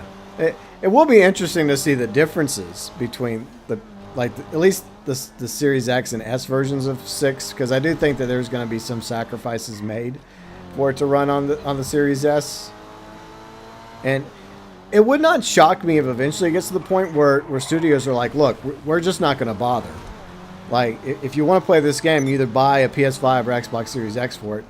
Now, that too is a possibility. Like, especially something like GTA 6. Maybe Rockstar's like, I'm sorry, Series S players, but we just can't get this game to work properly on the Series S. I mean, it might upset Xbox Series S players, but that's just a reality, you know? That's just hardware limitation. Guys, anything else y'all want to say? Any other thoughts? Price point? The price point. Okay, we can talk price point. So obviously there's a push by the gaming industry, some regards to get the price point up to $80 for base games. Meanwhile, other studios are like, no, we don't want to raise the price because they're probably smart enough to realize that could hurt sales. But I think that the base game for 6 will probably be $70 US. Now, they're also going to have other ways to make money. They're going to have different editions. Most of us realize that from the different editions of GTA 5 and Red Dead Redemption 2. So they'll have like a special edition, an ultimate edition, a collector's edition, and those are going to get more expensive. And don't get me started about the microtransactions for 6 online, like GTA Plus carrying over, whatever the shark cards are going to be. Maybe there'll be shark coins, like I joked about them being like a cryptocurrency instead. So... But for the base game, I think it'll be $70 US. Martin Romaine, what's up, Martin? How's it going? I see you're hyped for GTA 6. Looks amazing. You don't care if it costs £150 for the Ultimate Edition? Oh, I think the Ultimate Edition is going to be expensive. And if there's a Collector's Edition, most likely there will be a Collector's Edition. It'll be even more expensive. But yeah, talk about Phil real quick. Okay, so that's another one of these crazy conspiracy theories. A character introduced in a trailer is named Phil. He runs Ammunition. And a lot of people say that it's the same Phil that we see in GTA 3 and Vice City, which is Phil Cassidy. Now, in the HD universe, yes, there's Phil Cassidy.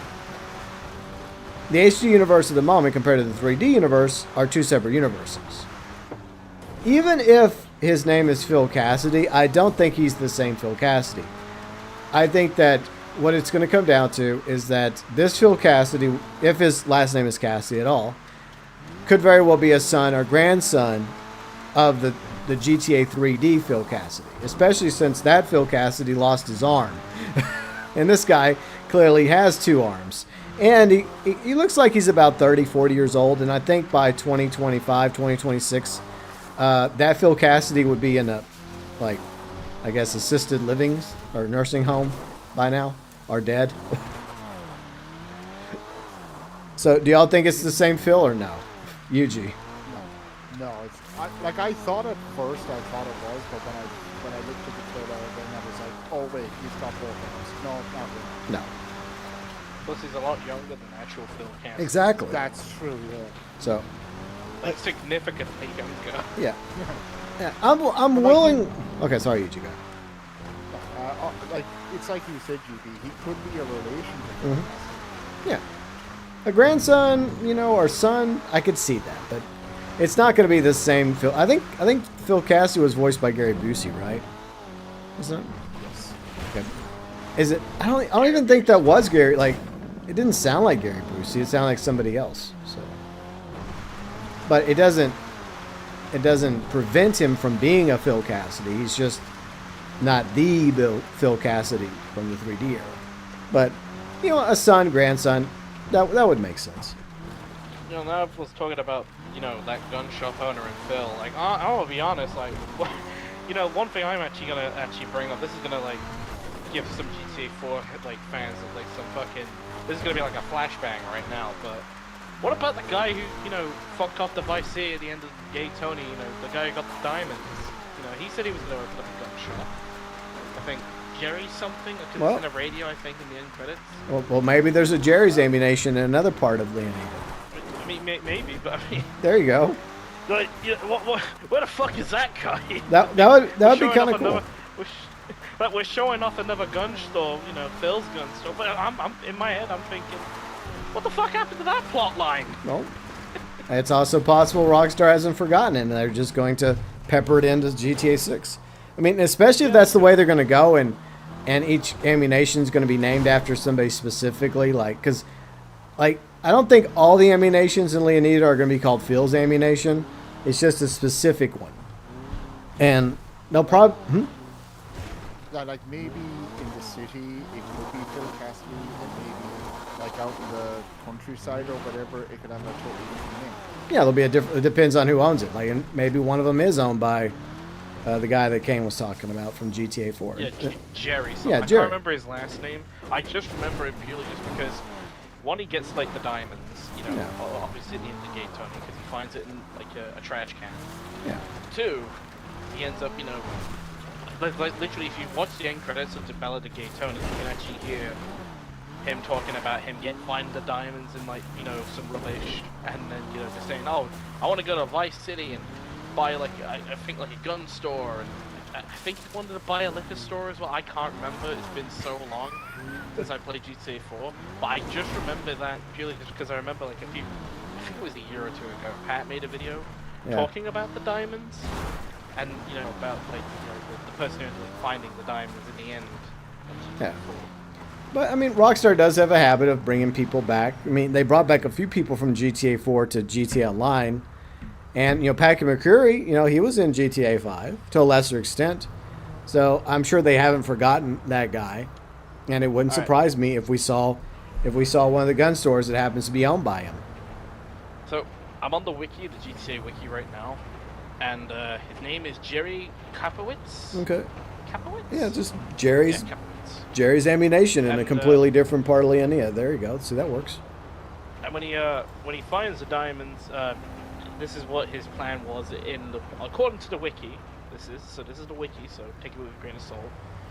I mean, I'm pretty sure there is audio on on GTA 4 that does back this up. But he says he plans to move to Vice City to open up a gun store and a liquor store. Well, maybe they'll do that. Maybe they'll have they'll be in a shopping center, right?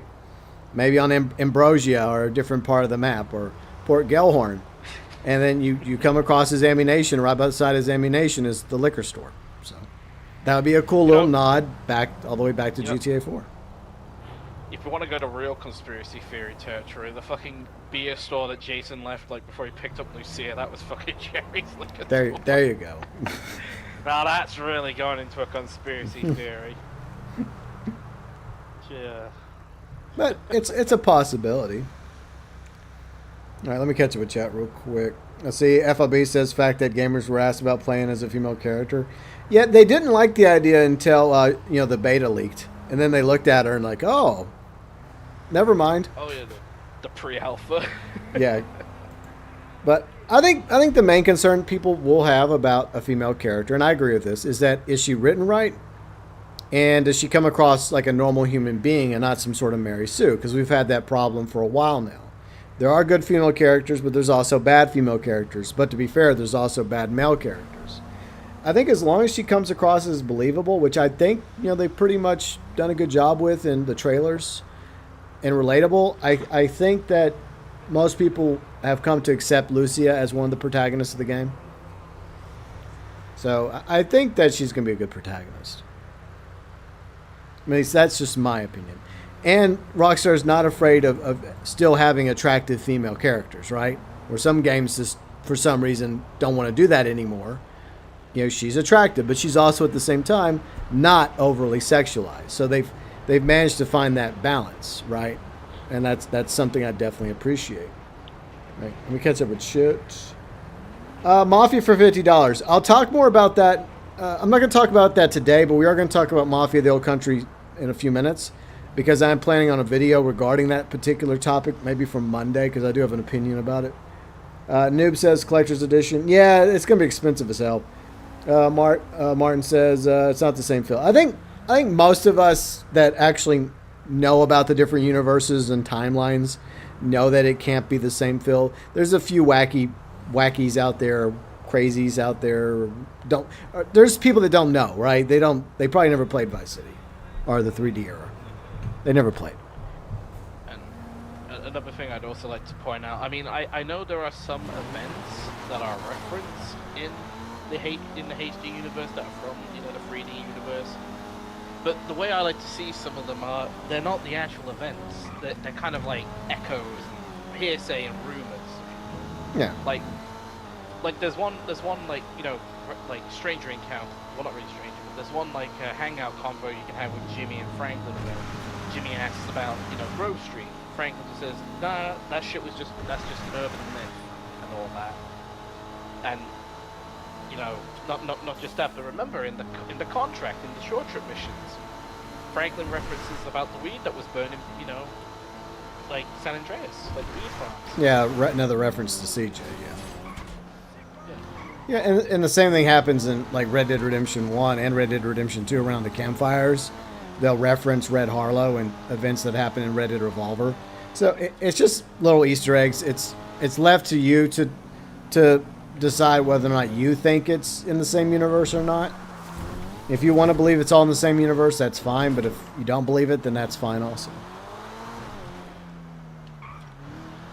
Anything else you guys want to chat about regarding GTA 6? Pretty much said what we needed to say about it. Okay. All right. I just want to make sure everybody gets their chance to throw in their 2 cents. Then I'll catch up with chat, and then I guess we'll move on to Mafia, because we'll talk a little bit about Mafia as well. But if there's anything else y'all want to say, just let me know. Let me real quick catch up with chat. Let's see. Yeah, I would say, Lewis, if I'm to bet on what Phil is probably either a son or grandson of Phil Cassidy from 3 and Vice City, most likely. See, Red Dead Redemption 2 had Shrinking Horse. Oh, God, we don't need to go with that. Martin, there's no need to bring that up. How many auto shops? I think that they'll probably do similar to this. They'll probably have like a few auto shops scattered throughout Vice City. And maybe like one in each of the other cities, like one in Ambrosia, one in Port Gellhorn, maybe 2 in Port Gellhorn, depending on how big it is. But they'll spread the auto shops just like they're going to spread the gun shops, you know, evenly. So it doesn't feel like you're too far away from a gun shop or an auto shop. But also, it's not like Walgreens or CVS or Starbucks on every fucking corner. See, we have roughly 7 characters from GTA 4 to 5 currently.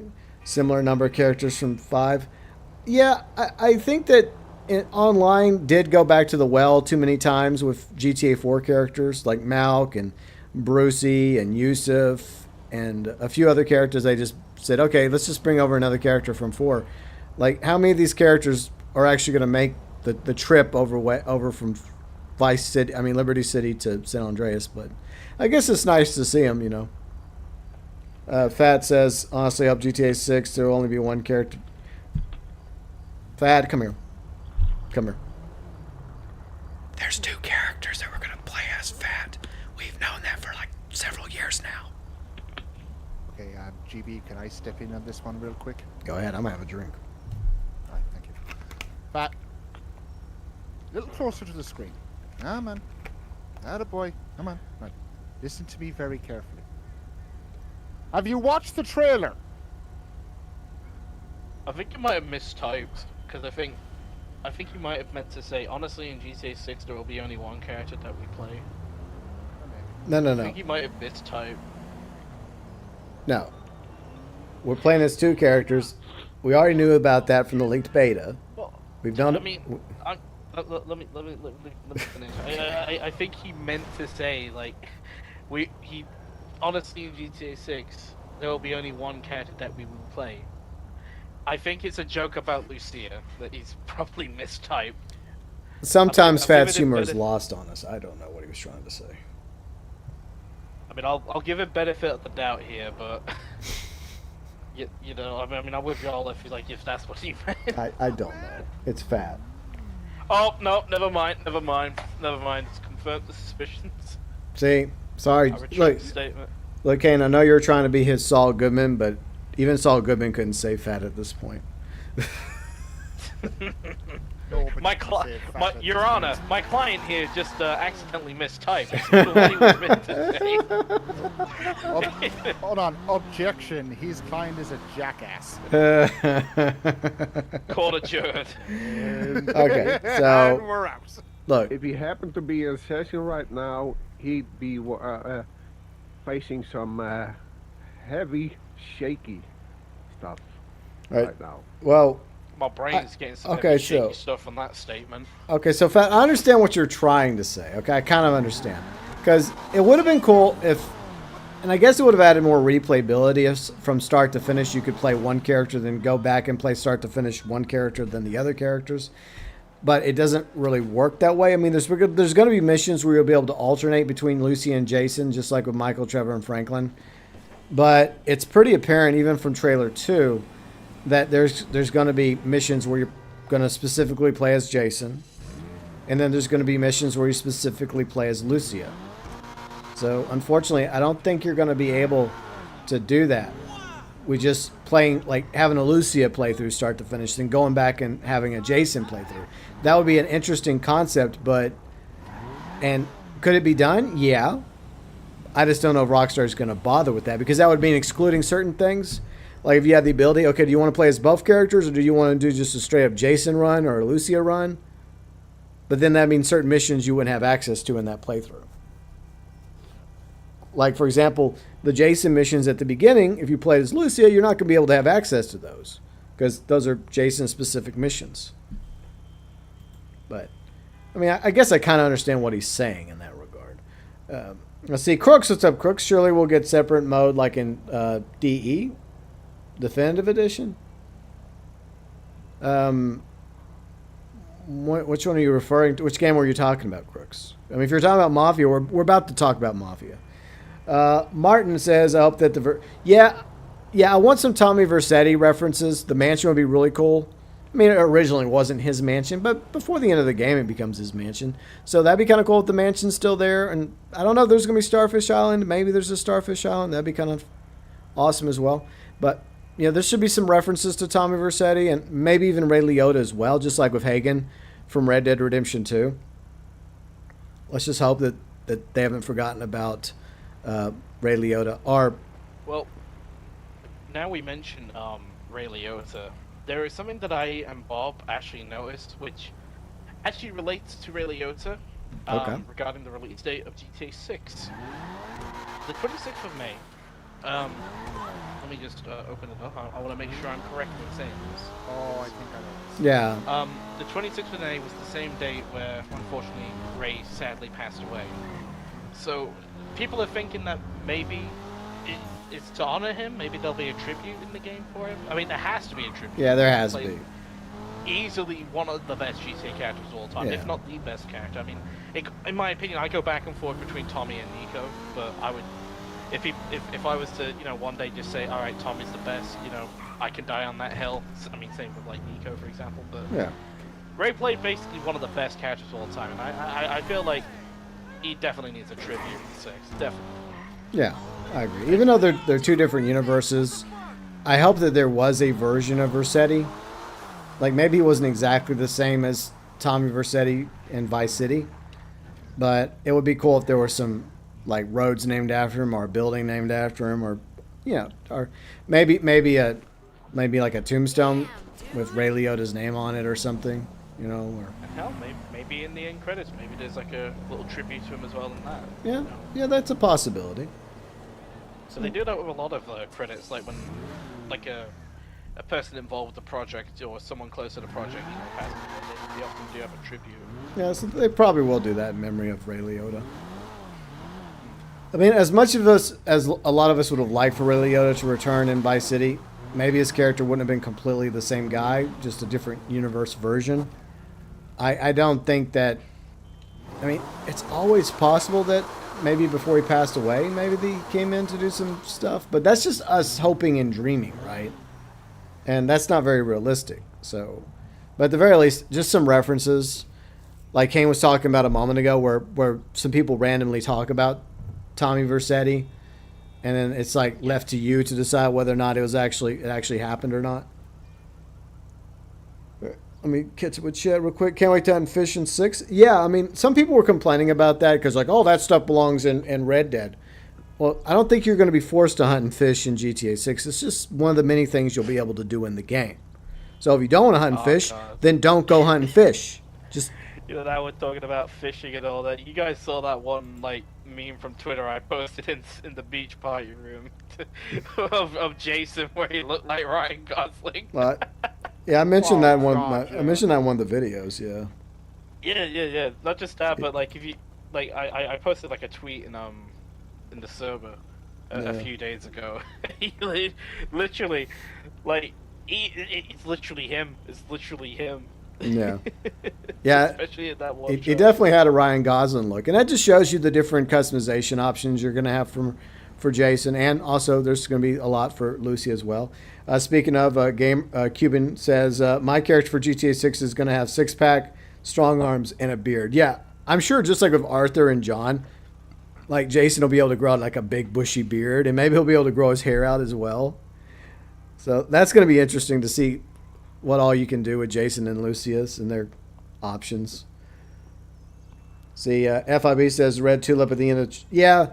Well, the red tulip is in both trailers. It's at the end of trailer 1 and it's at the end of trailer 2. So, and I guess that's just one of the cars they're going to use in the game. Fat says, just like GTA 5, I also want one player. Why are you bringing this up again? Oh, I just reread that. Never mind. Sorry, Fat. Let's see. Noob says it might break the game design depending on the story. Yeah. Cuban says the weapon's going to be amazing. Yeah, I think that from what we saw with the attention to detail in 6 compared to these weapons in 5, like for its time, these look okay. You know, these look okay for their time. But these are obviously outdated compared to like Red Dead Redemption 2 and of course GTA 6. Speaking of the weapons, GB, did you see that one comparison picture that Gilly posted of like a character holding the M16 compared to the Jason holding the M16? You know, from the artwork or pictures from the website. I think I missed that one. It's on Twitter somewhere. But okay. Gilly did like a comparison of like his character holding the M16, just showing off how the M16 model looks in 5. Yeah. And then obviously there's.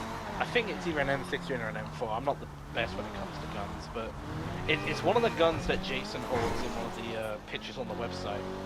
And if you compare the models, it looks significantly a lot better in 6, obviously, because new engine and all that. But yeah. It looks really good. Yeah. Yeah, and you got all the screenshots, like all the websites, because there's several guns that they show off that they feature. And Pat did a pretty good video, like, talking about the different weapons. And, yeah, the attention to detail is even more impressive in 6 than 5.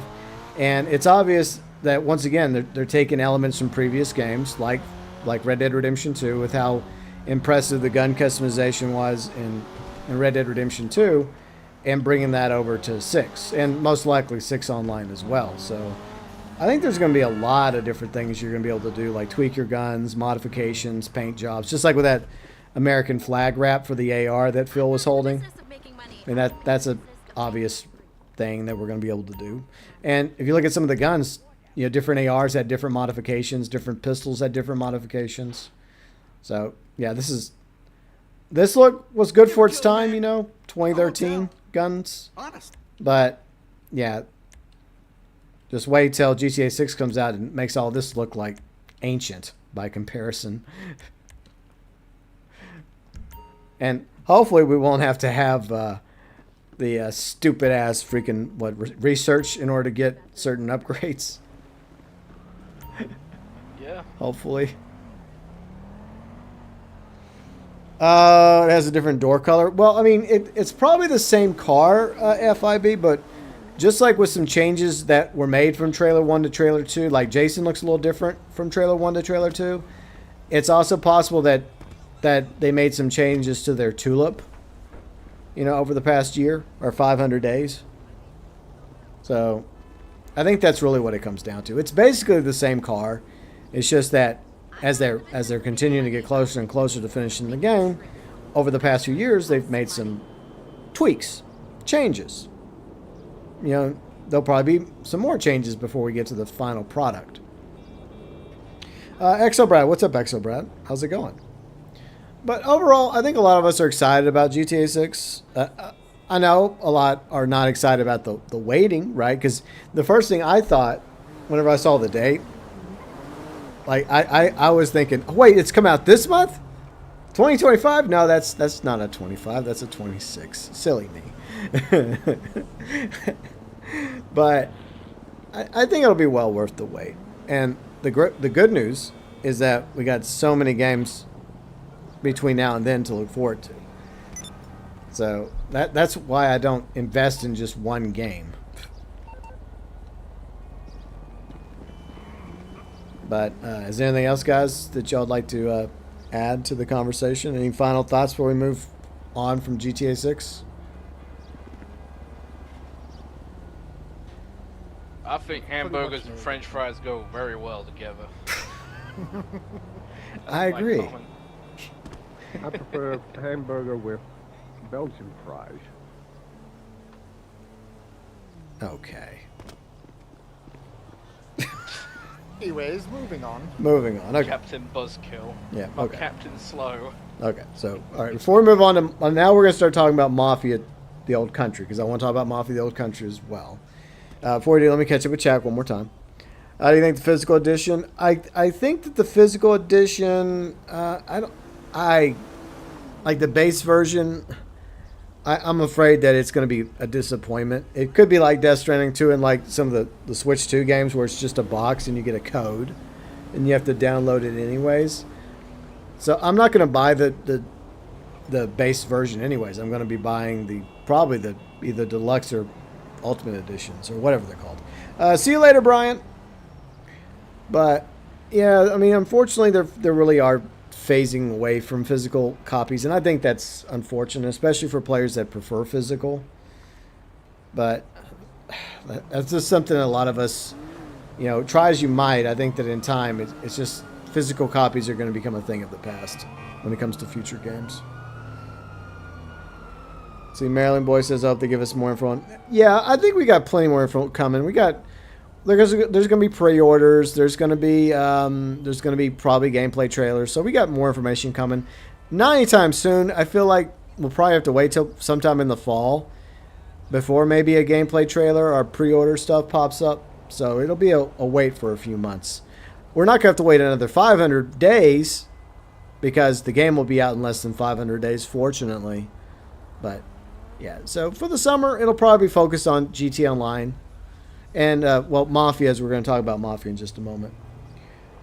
Let's see, I hope it's worth the wait. Yeah, I think it will be, Exo Brad. I think it's just about being patient and, just focusing on other games right now. Just focus on other games. There's some really good games coming out this year. And, when the game comes out in May, we can all hopefully be around, hopefully a year from now, to play the game. Hopefully. Lewis says, my guess is Jason will have 2 personal cars. It's possible. I feel like the car that Jason has in the beginning of trailer 2, maybe something happens to that car, and then when they go on the run, because a lot of people say they're going to probably have to go on the run, and that's how they end up in the motel. Maybe at that point they've had to ditch or destroy the blue car for the tulip. I didn't kill Bob. That's fake news. What the? How did I get a key? He jumped out of his fucking car. I'm not guilty of this. I have evidence to support me. I was just driving down the road. You go fly by, and Bob jumps out of the car, and then he dies. And just because he dies, I was in the car as well. I just saw him pop out.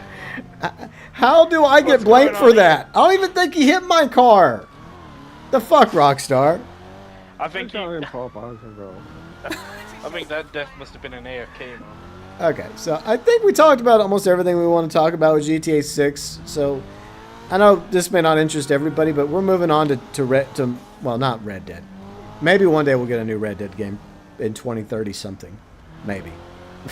But we're moving on to Mafia the Old Country because I'm also a Mafia fan, and some of you are as well. So the gameplay trailer came out at PAX East. I did videos about that, just like I did videos about GTA 6 and the event week for GTA Online. I had a busy week. Sometimes I felt a little overwhelmed, but I got through it, you know, somehow. But I was dead tired, like, Friday morning, like, by the time I got all that done the day before.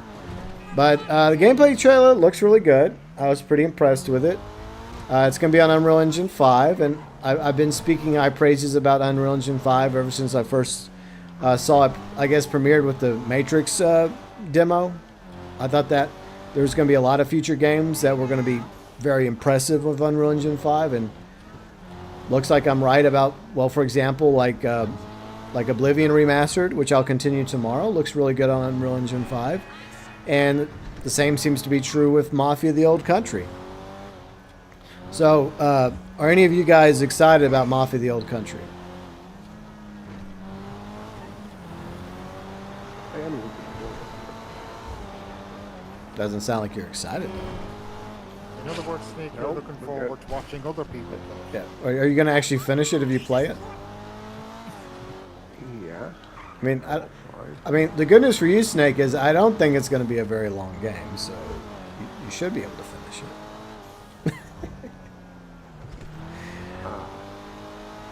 All right. What about you, Kane? I think you're probably, of everybody here, you might be the other one that's excited about it. Oh yeah, absolutely. Like, I really like. Here's the thing: as a relatively new like Mafia fan, like I got in around the time COVID was going on when they released the definitive editions. My first real exposure to the game, though, however, was when GB did a Let's Play a few years back. But I was a bit young and, well, not so wise, and now I'm older, and I like to say I'm a little bit more seasoned and wiser than I was when I was younger. But 2020, I first played Mafia 2, and you know what? Still, I gotta say, probably one of my best experience playing a game.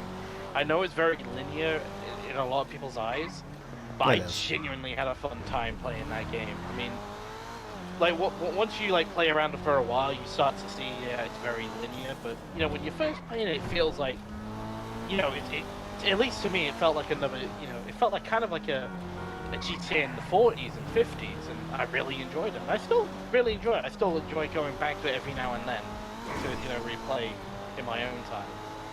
And same with Mafia 3. Even though I was very harsh on the game when I first played it, I still thought it was pretty good. I think it's definitely the weakest of the three, like a lot of people do. Yeah, most people feel the same way. I don't think it deserves the hate that it gets from a lot of fans, right? Yeah. I think it's like a lot of people, they just hate it just, because it's not 1 and 2, right? Yeah. And, I enjoyed Mafia 1, and I can definitely say I am very, very, very, very much looking forward to Mafia the Old Country, especially that gameplay trailer we got the other day. Yeah. It looks beautiful, man. It looks beautiful. It does. And the fact that we're gonna be using some very old, early 1900s cars, horseback. Not only that, but also the innovation on the gameplay. I mean, being able to use throwables, for example, in that one gameplay bit we saw. Yeah. I think it was. Oh, Bob. Jesus Christ. Good job, Bob. But back to the throwing knives, right? That was really cool to see, because just imagine if that mechanic was in the other Mafia games. That would have been really useful. Throwing actually was added to Mafia 3, so there are. I think it was one of the DLCs that introduced the throwing knives. I forgot which one. So Lincoln did have throwing knives added eventually, and they were fun, especially when you got headshots with them, and it would just make that squishy noise. I did not know that. Yeah. All right. But it wasn't it wasn't in the base game of Mafia 3. It was just added to one of the DLCs. I did play the DLCs, but I did not know that was a thing you could use. So you know what? There you go. I learn something new every day. Yeah. You learn something new. But yeah, that looks really cool, and especially with the lighting in some areas, and even some of the voice acting. The only character's name we really kind of know so far is what's his name? Enzo. I think. Well, Enzo, Don Teresi, and the Okay. daughter was also featured at the panel. So But Was her name given out as well? I think her name's Isabella. I meant to write that down. Oh. But yeah, but there's obviously going to be other characters. If you look at the artwork, it looks like one of the guys might be Don Teresi's consigliere because he's kind of older looking. Then there's two other guys in the background. I'm guessing those might be his sons that become friends with Enzo. And then the other one's obviously his daughter. And they talk about her a little bit more during the PAX East panel. You know, one thing I'm kind of hoping for as well is, I mean, I know I might be going into, you know, living on a prayer moment, right? But, like, you remember that Don that we meet in Mafia 2, like in the Invasion of Sicily? Oh, it's a different Don. Like, I know it's a different Don, yeah. Right? But I'm hoping we maybe see him in the game, or maybe see him before he became a Don. It's possible because he's based off of a real life Don as well. And I think they actually did they use his real name. I think at the beginning of Mafia 2. I think they did. I think they used his name. I have to go back and watch the intro cutscene. But that city, San Celeste, is going to be featured in Mafia: The Old Country. You know, from the beginning of Mafia 2. So that's going to be I think that's like the main city in the game. Okay. So there's definitely going to be a connection there, and the fact that Vito's family comes from Sicily, so we might see a much younger Vito Scaletta, or maybe we'll see a younger version of his parents, or maybe his sister, because his sister's older than him, so maybe we see a younger Francesca. I think that was her name. So. Yeah. I mean, have they confirmed like the year the game's going to be set? Is it just at the moment early 1900s? All right, so the head of they kept saying 1900s, but during the panel, the head of Hangar 13 did say 1905, but I feel like this is going to be a time jump game because it's going to start probably with the younger Enzo in the sulfur mines when he's a kid, because he's orphaned as a kid and he gets sold into slavery into the sulfur mines in Sicily. Oh, like in the 1800s then? For that, yeah. I'm guessing. So, or maybe it starts in 1905 and maybe there's like a 5-10 year time jump when he's an adult, because of the fact that there are automobiles that are in the game that I don't think they existed yet, not for another decade. So I don't know if they're just taking some liberties there with the timeline, but there was one date mentioned, and the year was 1905. But that could just be when the game starts. It starts in 1905 at the beginning, a younger Enzo, and see how life sucks for him as a kid in the sulfur mine. And then there's a time jump whenever he's liberated from the sulfur mine and becomes, part of the Teresi crime family. That could take place like in the 19-teens or maybe even the early 1920s during the rise of Mussolini or during the Great War. Before that, I don't know. I mean, that's one of the things we're speculating about. Let me catch up with chat real quick. Okay. Yeah. I'll let you read chat. Yeah, let me read. I'll bring a point. Yeah, we'll come right back to you, then we'll go to Yuji. Yeah, of course. All right, so where do we leave off? Okay, so see, Cuban says, "Don't worry too much about the months, days." Yeah, exactly. That's one thing I've learned as I've gotten older, is that time flies by. So just appreciate the time while you still have it, and hopefully we're all still around a year from now. Hopefully. Bob, let's see. Bob says, I tried to make it funny. Oh, it was funny. It was just funny at your expense. But at least you tried, Bob. Let's see. Lewis. Simpson cake. All right, so Tommy Angelo Jr., who's a huge Mafia fan, obviously. Lewis is also excited, so they're both excited too. Noob's excited. FIB's excited. Tommy Angelo Jr. See, I've known Tommy Angelo Jr. for a few years now, and I know, obviously, he's a Mafia fan. I mean, look at his name. So, see, it won't be the same without hearing the rock music and exploring Vegas. Well, there's still a possibility we might eventually get Mafia 4. That is the rumor that they were going to work on a Mafia 4 set in the 70s in like their own version of Vegas. So that could still happen. But right now they've chosen to go further back and focus on this other story, which I'm totally fine with. Sign of the Times. Yeah, you're right, FIB. It was Sign of the Times with Father James, right? And that crazy cult. I don't think it's the same Enzo from Mafia 3. I doubt that. Like, I'm trying to remember which character you're referring to from Mafia 3. I haven't played Mafia 3 in a quick minute, but I don't think it's the same Enzo. That's just a popular name among, male Sicilians and Italians, so. But anyways, Kane, continue, and then Yuji's turn after that. Well, hold on, Ken, sorry, don't mean to interrupt you. I'll let Ken say his pick. I have to step out for a second. Okay, Yuji. When Yuji gets back, then Yuji can tell us his thoughts. Okay, there. Alright. Well, I remember we were talking about this, like, during the lead-up, I think it was, like, after the first teaser for the old country. Yeah. When it was announced where it was set, and we had that first proper teaser. Like, I remember, like, a lot of people at the time were saying it'd be really interesting to see, like, a Mafia game set during fascist Italy. Right? And I personally actually kind of hope that does come true, in a way, because, as a history, guy, I've always been fascinated about how, the Mafia ran during the reign of Mussolini's, like, government, right?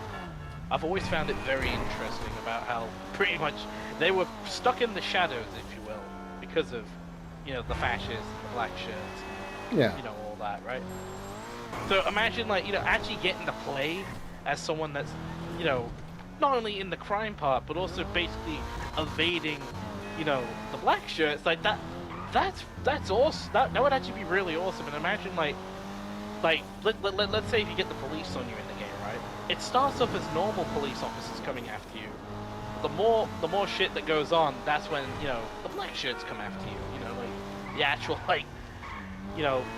secret police, if you will. Yeah. For the fascist government.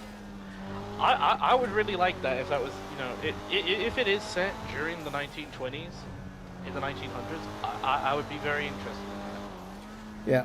What I think is going to happen, this is speculating, because in a Mafia game, well, except for Mafia 3, Mafia 1, Mafia 2, both had time jumps. And I think it's pretty obvious that there's going to be time jumps in Mafia the Old Country.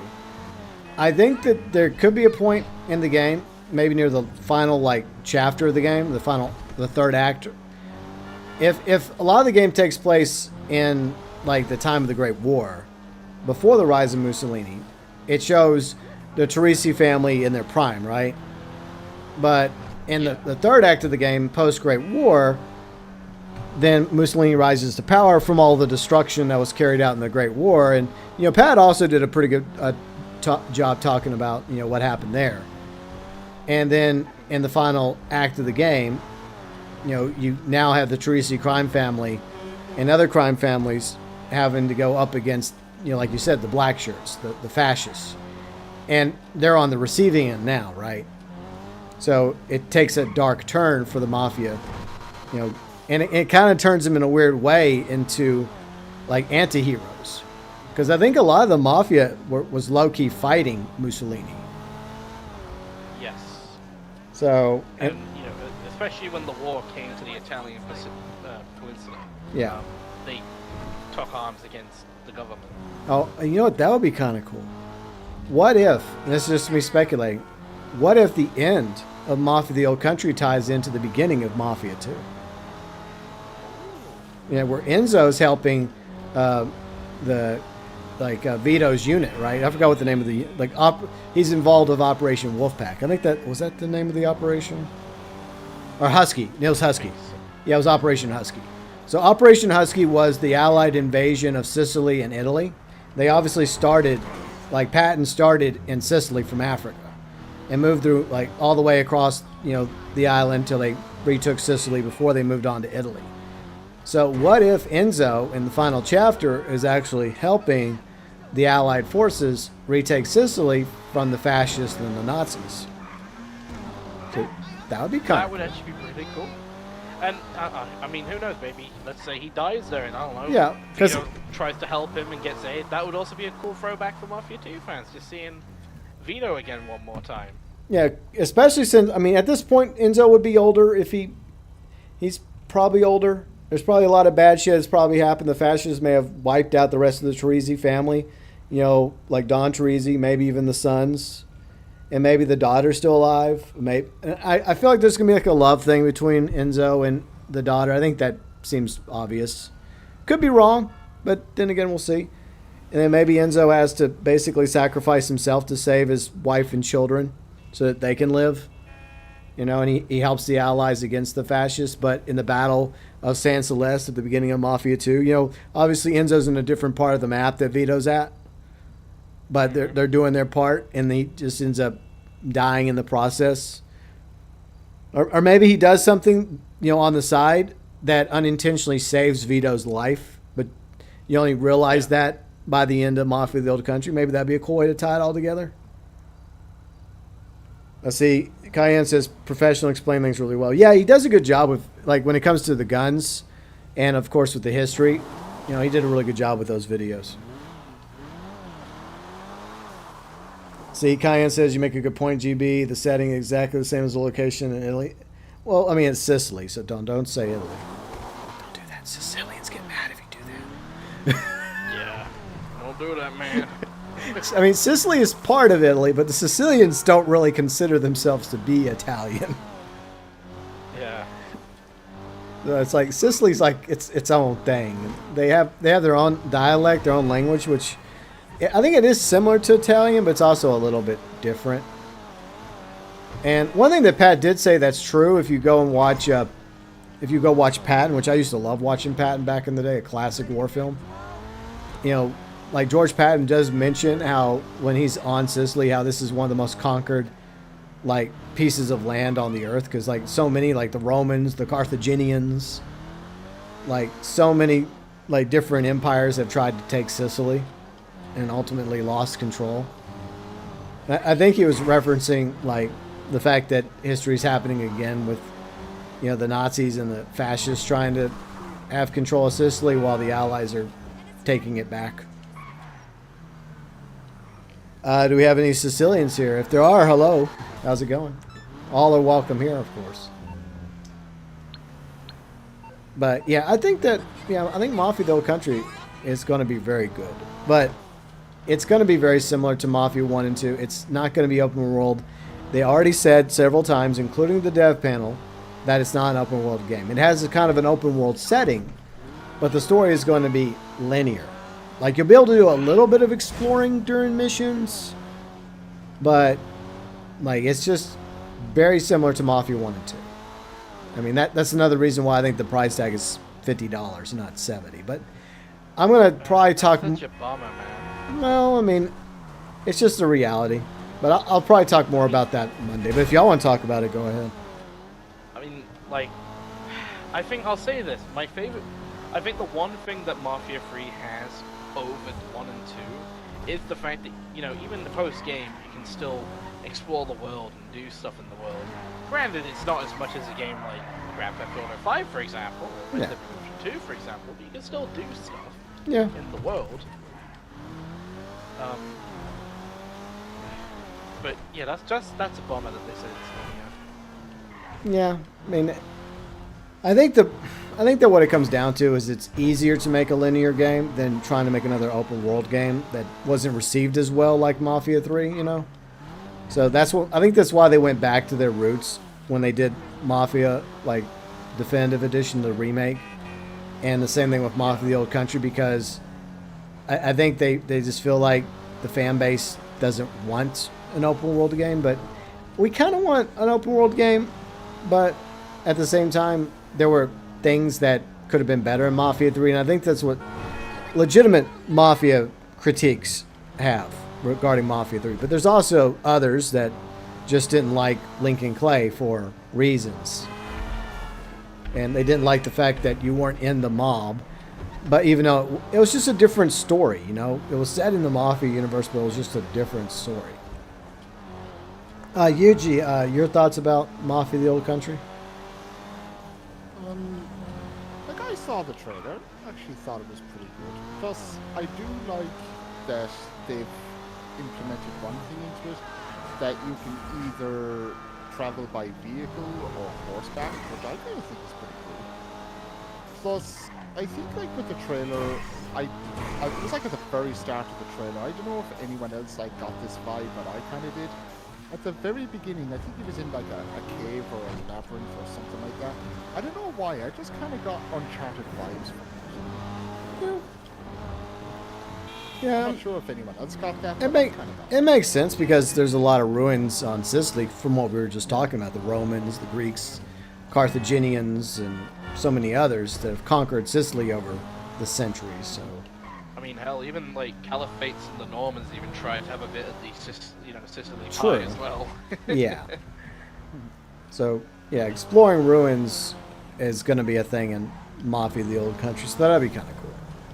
Hell, I think even the Vikings tried to go down there. Well, that's ambitious. Yeah, very ambitious. Yeah. But yeah, I'm excited for Mafia the Old Country, and I've obviously pre-ordered it already.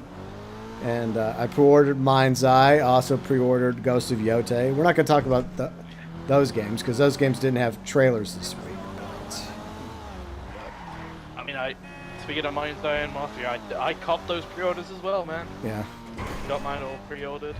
yeah. Ready for when they release. But I think that Mind's Eye is going to be very similar to... maybe it's going to be a little bit more open world than Mafia the Old Country, but it's not going to be anywhere near the same level as 6. So don't expect that. I mean, it is Benzi's company. You know, Benzi's was very important to Rockstar all the way up to GTA 5. And I think you're going to see a lot of elements in Mind's Eye that kind of remind you of GTA. But, Like some of the older ones. yeah. Yes. But... Like pre-5. Yeah, but his company's way smaller than Rockstar. This is their first actual game. And so I hope it does well. I hope for what it is, it does good. I hope it's a good story, good characters. And speaking of Mafia 3, same actors in Mind's Eye, Alex Hernandez. It's conspiracy time. It's Lincoln Clay's great-great-grandson, Jacob. Oh, Yeah, yeah, I'm confirming it here, right? Oh, really? No, not really. But whatever. someone out there would actually believe Well, yeah. ITGG. Yeah. Copy this theory if you want. Yeah. I didn't give him permission to do that. How dare you? Well, I mean, to be fair, he steals content anyway, so, I mean, it's fine. He has a million stuff, he's allowed to steal content. Oh, I didn't know that. Snake. Yeah, everyone else, we're not allowed. Snake, while you're still here, do you have any thoughts or opinions about Mafia Little Country you'd like to add?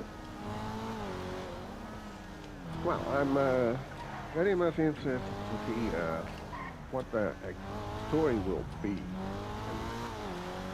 how well it will play in regard to the older Mafia games. Well, And I'm hoping it's gonna be better received than number 3. yeah, I think it will be. Yeah. And like UG, I'm excited about the horses Of course you are. and old vehicles in the game. And I'm hoping, yeah, anyone who plays it enjoys it. Yeah, I mean that's what I hope is that it's a. I mean it's interesting that the price tag's only $50. I don't want to go into it too much because I don't want to show my hand, as they say, because I do want to elaborate more in the video. Look, if I talk about it now, then I don't have a video, okay? Yeah, it's a very So- interesting try. But at the same time, I mean, I think most people like the price point being $50, but I think that basically it's going to be a $50 game. There's a reason why it's not $70. So hopefully people aren't going into it expecting it to be a quote-unquote $70 game because it's clearly not a $70 game. But I think most Mafia fans will be happy with Mafia the Old Country. I think so. But we'll find out in August whenever the game comes out. But it is interesting that the pre-orders involve not just the clothing cosmetics, but also some unique horses and vehicles. So I guess it does imply that Enzo will be able to pick out certain horses or vehicles to use for the missions.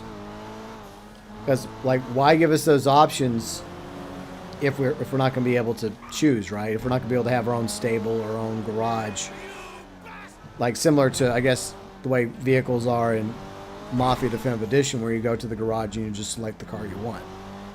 That's probably how it's going to be in the old country. Yeah. You know, it'd be really funny if, like, they do what they did with the fucking definitive edition of Mafia 1, where they give you all the vehicles that, you know, each protagonist, like, owns in each game. And then you get fucking Lincoln Clay's, like, muscle car in the 1960s, in early 1900s, like, Sicily. Yeah. I don't know if they're going to do that. I mean, it was kind of funny to have his muscle car, like, driving around Lost Heaven, because I did do that quite a few times. But I don't know if... Because I know it's part of the 2K Awards, and I think we get, like, a race car for the 2K Award. Right? If you have a 2K account linked up. So you get this strange-looking race car from the time period. Like, some of the cars look really good, and then other cars are like, how did they put that together? But, you know, it's the authenticity. It's the very first couple decades of automobiles actually becoming more mainstream, right? All right. Usually, do you need any help with anything, or Snake? Any businesses y'all need help sell with? No, I'm good at the moment. I'm just dealing with a pain in the ass. Okay. Yeah, me. See, mine's eyes. Hey, I saw what you were doing earlier, UG, following, like, poor Snake when he was doing fucking business work. Hey, hold on. He had a bounty. Business is business. Hey, it's not even that. He was doing a supply run. Oh, was he? Oof. Yeah, he had a nightclub supply run. Oh. Never spotted. That never came up. Oh. Well, I got a message from Gay Tony saying, hey, there's only one nightclub in LS, and that's, you know, basically signaling, yeah. I usually ignore any messages I get. It's like, whatever, leave me alone. He never popped up for me. Oh. Were you doing anything else prior? No. Cause like oh. Well, I saw it earlier. That was when he was in the big fuck off blimp. Okay. Oh, God. Yeah, I saw the blimp flying overhead. Yeah. Point is, I started it when UG wasn't Yeah, present. he may have stepped away, and UG was just being UG. So, not realizing that Snake... What's that supposed to mean? Well, you have a habit of targeting Snake and Fat on occasions. Yeah, but I have But, reasons. but to be fair, you probably didn't realize he was actually doing something. Oh, 'cause, if I knew, like, Snake was literally, like, doing a business or whatever, I'd leave him alone. Well, yeah, it is what it is. That's one thing I won't do. Like, I don't want to turn into a griefing piece of shit. Yeah. Well. Yeah, I just And wanted I to make you know, because like I saw you were on the radar, like going towards him, and I was like, oh dear. Let's just leave him be for now, man. Well, that's fine. Cuban, let's see. Mind's Eye's not going to have an online. Look, not every game needs an online mode. Like, I haven't heard of... What? Hold on, let me finish. Let me finish. Because FIB also chimed in. You heard... I've heard nothing about an online mode for Mind's Eye. I've heard nothing about that. I think that's just rumors and ice creams and pipe dreams at this moment. FIB and Cuban. So I don't think it's going to have an online mode. But look, not every game needs an online mode. I don't think that Mafia the Old Country is going to have an online mode either. So not happening. I read this comment from Cuban. He's like, Mind's Eye is not going to have a workplace like another cyberpunk problem. The fuck's that supposed to mean? Like, what do you mean a cyberpunk problem? Well, I feel like Cyberpunk was a lot more ambitious than what we're getting out of Mind's Eye. Yeah. So and to be fair, like CG Projekt Red was going to have a multiplayer mode, but I've heard nothing from Leslie Benzies or the studio regarding anything in regards to an online multiplayer mode. So I don't think that's true. I mean, maybe it's a surprise. Like, we didn't know there was going to be like a multiplayer mode for Ghost of Tsushima until like Sucker Punch announced it like a month later with Ghost of Tsushima Legends. And there is a possibility that Ghost of Yotei has a Legends mode as well. And that's actually something Riley and I might make a video about eventually. You know, what we would like to see in a Ghost of Yotei Legends mode. So maybe we'll do that. But like, I think the problem is with how popular online games are and how profitable they can be. Like, so many studios will create the single player game as an afterthought, and then they, I don't know, do a Red Dead Redemption Online or Red Dead Online, and then they give us an online mode, and then they just abandon it. Because in hindsight, I would have rather had some really good quality Red Dead Redemption 2 DLCs.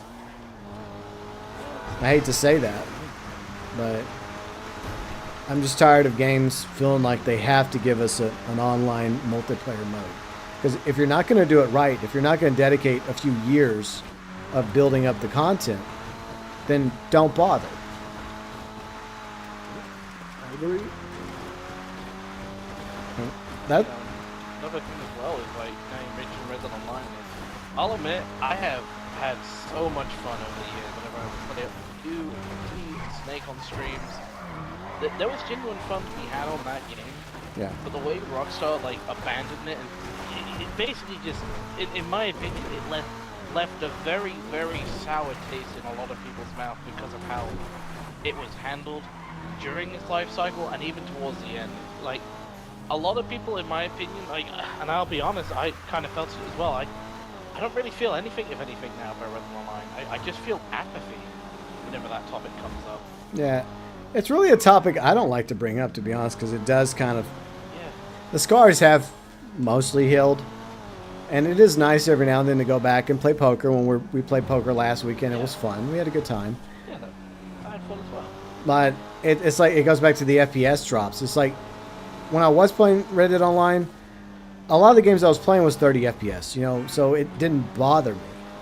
But now, a lot more games I play are up to 60 FPS. So it's noticeable to me when I feel that frame rate drop. And that's one reason why I just can't go back to Red Dead Online. Plus, I've done almost everything in the game, including go all the way outside the map numerous times. Yeah. So, there's nothing else for me there. I enjoyed my time there. I wish it would have been longer, but I had no control over that. And I mean, I'd argue practically, like, we pretty much 100% in Red Dead Online. yeah, or came damn near close. I mean, maybe I didn't like do every single PvP mode like extensively. I sampled them because I didn't really care as much for the PvP modes. But I mean, I'd say if you've at least played it once, I'd say technically that's you playing it and trying it out and giving you a full review. Like, if you played it once, there you go. I just wish that Red Dead Online would have at least gotten one final update. Like I talked about, like a Final Pursuits update where they wrapped up the Jessica Leclerc story. They gave us properties because they were working on properties. Okay, they were going to have a properties update. That was proven. I covered that. But unfortunately, they just scrapped the whole thing. And at least give us some sort of conclusion, right? It just feels like GTA Online before the heist update. If they would have stopped making content for GTA Online before the heist update, then the game would always feel like it's missing something. But I talked about this before in the 10 years later video for the heist update back in March.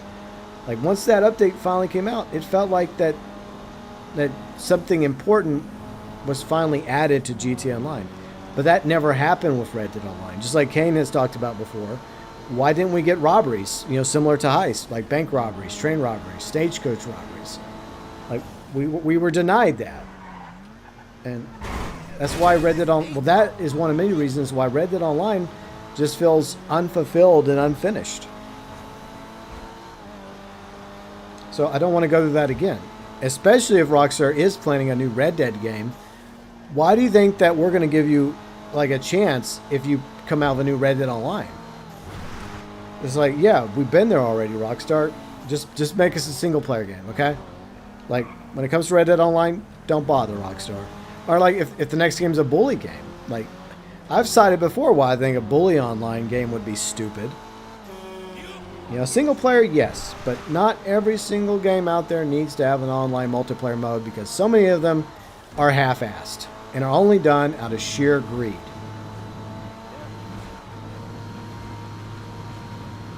So yeah, I don't think Mind's Eye needs a multiplayer mode. I don't think that. All right, let me join you. I don't think that Mafia: The Old Country is definitely not getting an online mode. Even though I did do an ideas video years ago about what I would like in a Mafia online game, I just don't see that happening.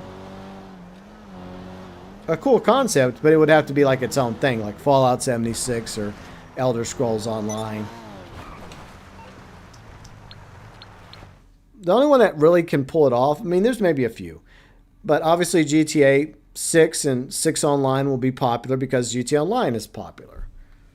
And we know that Rockstar will put tons of time over the next decade into that and milk the fuck out of it. So we expect that with 6 and 6 Online. But at the same time, I still want the single player like game to be amazing, you know. I still want it to be generous.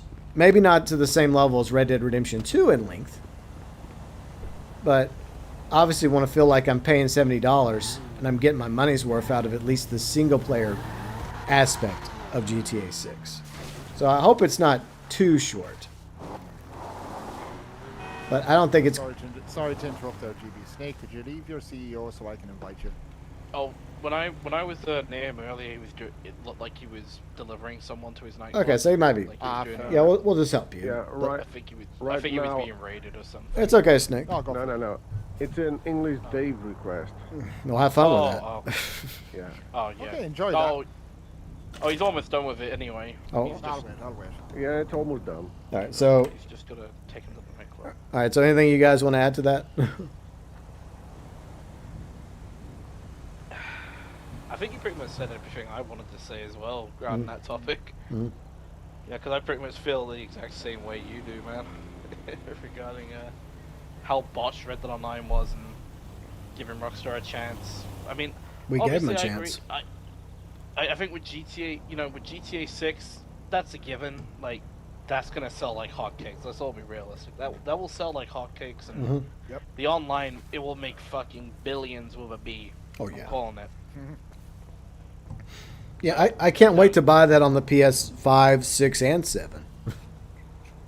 Hey, what about the 8, man? PS8. Don't bro. push it. Don't push it. Hey, come on, man. Hey, I Just want to be get a playing. couple more Look, years. I want to be playing GTA 7 by the time the PS8 comes out. Okay, capiche? Look, I just can't wait to still be playing GTA 6 when I'm in a nursing home and they're trying to put me to bed. Come on now, it's time for bed. Yeah, I gotta fuck off. I'm still playing this. Oh yeah. In other words, I'm done. we're probably never getting GTA 7. By the way, everyone. So No, probably not. enjoy GTA 6 for the next 2 decades. You've waited long enough, but you just wait. You'll be more than making up for that wait. Oh, absolutely. See, Cayenne says, come on, we got to have it on the PS8.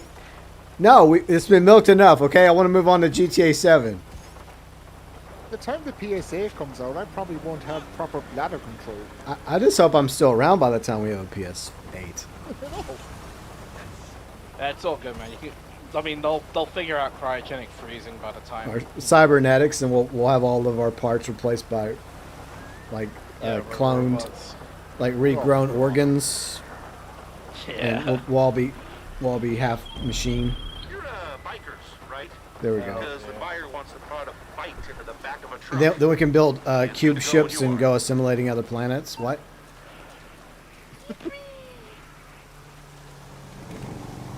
I saw a funny meme.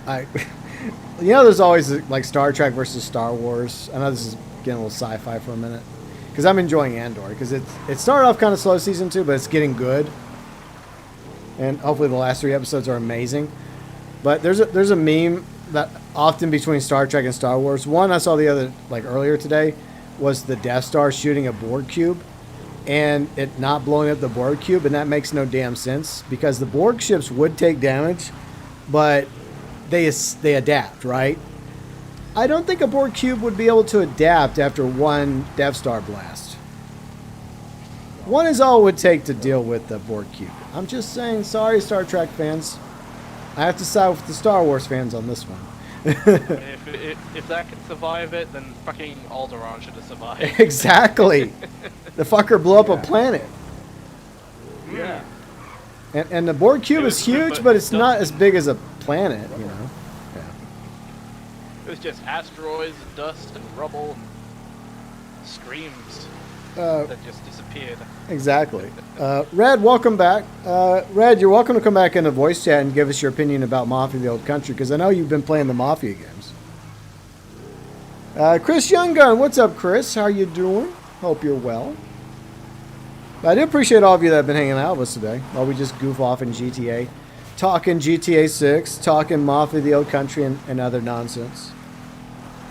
But chat, who wins? The Death Star or our Borg cube? Let me know. Death Star. Exactly. No question.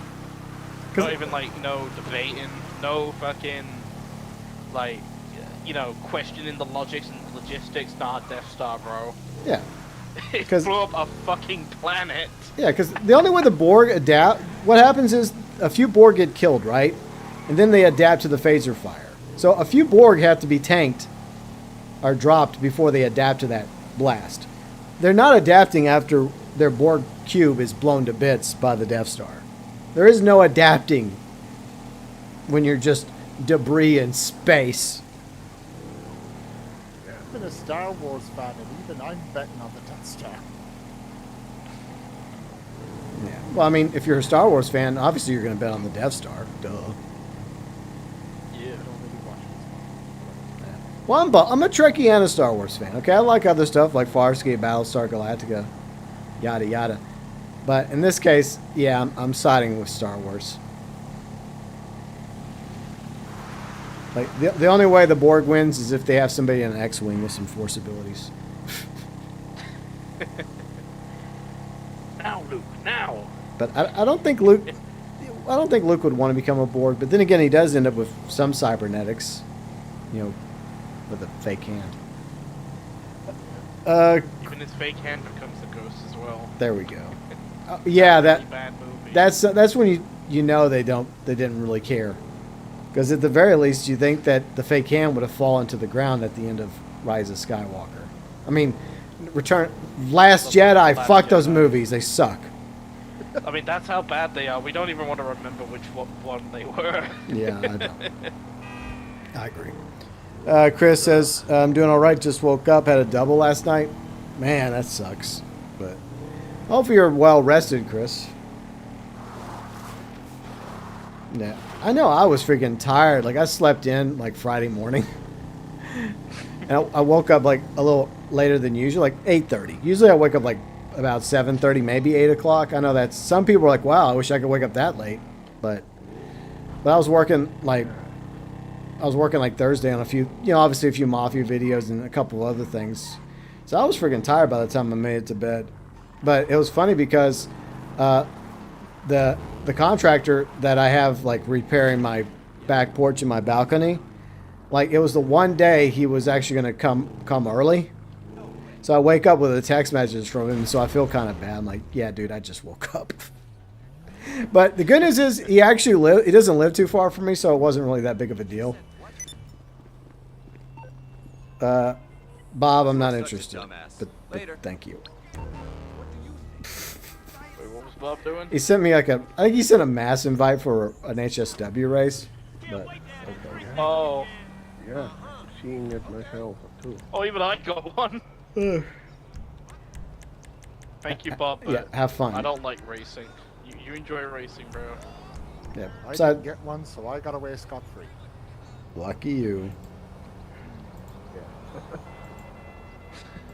You got well. See, I mean, at least you're getting the paycheck. I mean, you're gonna work hard. You might as well get paid for it. All Gotta get that bread. That's right. Get that paper. Shit. Oh, yeah, so I wanted to look at that as well. I got a couple. By the way, there's a couple polls that I did put up on the channel. If you guys haven't voted already, let's go over some of those real quick. First one is, and I want you guys' opinion too. I guess we're going back to GTA 6 for a minute. And thanks to everybody that voted, by the way. The first poll I put up a few days ago was, which of these areas in GTA 6 are you most excited to explore? Now, obviously there's more areas that they mentioned, but I could only put 4. Okay, so I went with the 4 best. I wasn't going to bother with Port Gellhorn or Ambrosia because those are probably going to be dumps. So the 4 options we had were Vice City, Leonida Keys, Mount Caliga, and Grass Rivers. Guess which one won? And it's not even close. Of course, the Leonida Keys. Well, yeah, absolutely, yeah. But yeah, Vice City won 67% of the vote. 13% went to the Leonida Keys, and then 11% went to. I'm surprised Grass Rivers actually got. They got 11%, and then Mount Caliga got 10%. Because I think I'd rather go to Mount Caliga than the swamp. But yeah, easily Vice City won that one. So, what area of GTA 6 are all of y'all excited for? Like, if there's one area you want to go check out and explore, what is it? And by the way, if anyone else has a business sell, we're happy to help. So let us know. I'll just go with the easy answer, Vice City. It's been so long. It's been so long. Yeah. I mean, yeah, I'm gonna be, replaying the game soon, like next week. But, I just want to see it like modern day. I want to see what's new. I want to see what's popping down there. Yeah. I want to see like some of the old sites, how they look in modern day. Well, we know the Ocean View Hotel's still there, so that's cool. Yeah. That was cool to see that. I was like, yeah. And they even kept the font. It's like, hell yeah. Chick-fil-A? Yeah, babe, Chick-fil-A's fine. If you want to do Chick-fil-A. Hey, it's Riley. I mean, we would go tomorrow, but it's kind of closed on Sundays. Riley, can I get a burger from there, please? Thank you. I mean, they only do chicken, but okay. Yeah, chicken burger. There you go. That's my solution. All right, so Yuji, what area in 6 are you most excited about? As much as I'm looking forward to seeing Vice City and Modern Day, like Ken said, I'm gonna have to go with the mountains. The mountains. Because I just saw a screenshot of it and it looks so nice. I just want to just go up there and just explore around. Yeah. It'd be interesting to see, like, just like climbing it, for example, or like, I guess hiking, I guess. Yeah. I don't think it's as big as Mount Chiliad, but I think it'll be a decent sized mountain. Well, yeah. That's expected. Snake, what about you? Were you excited about living in Ambrosia or Port Gellhorn? Or somewhere else? Yeah, he's going straight to one of the. He's going to that really crappy one that they show in the screenshots. He's going to that one, the sleazy looking one. What, the cheap one? Yeah, that's the one. That's the shoe store Snake's going to.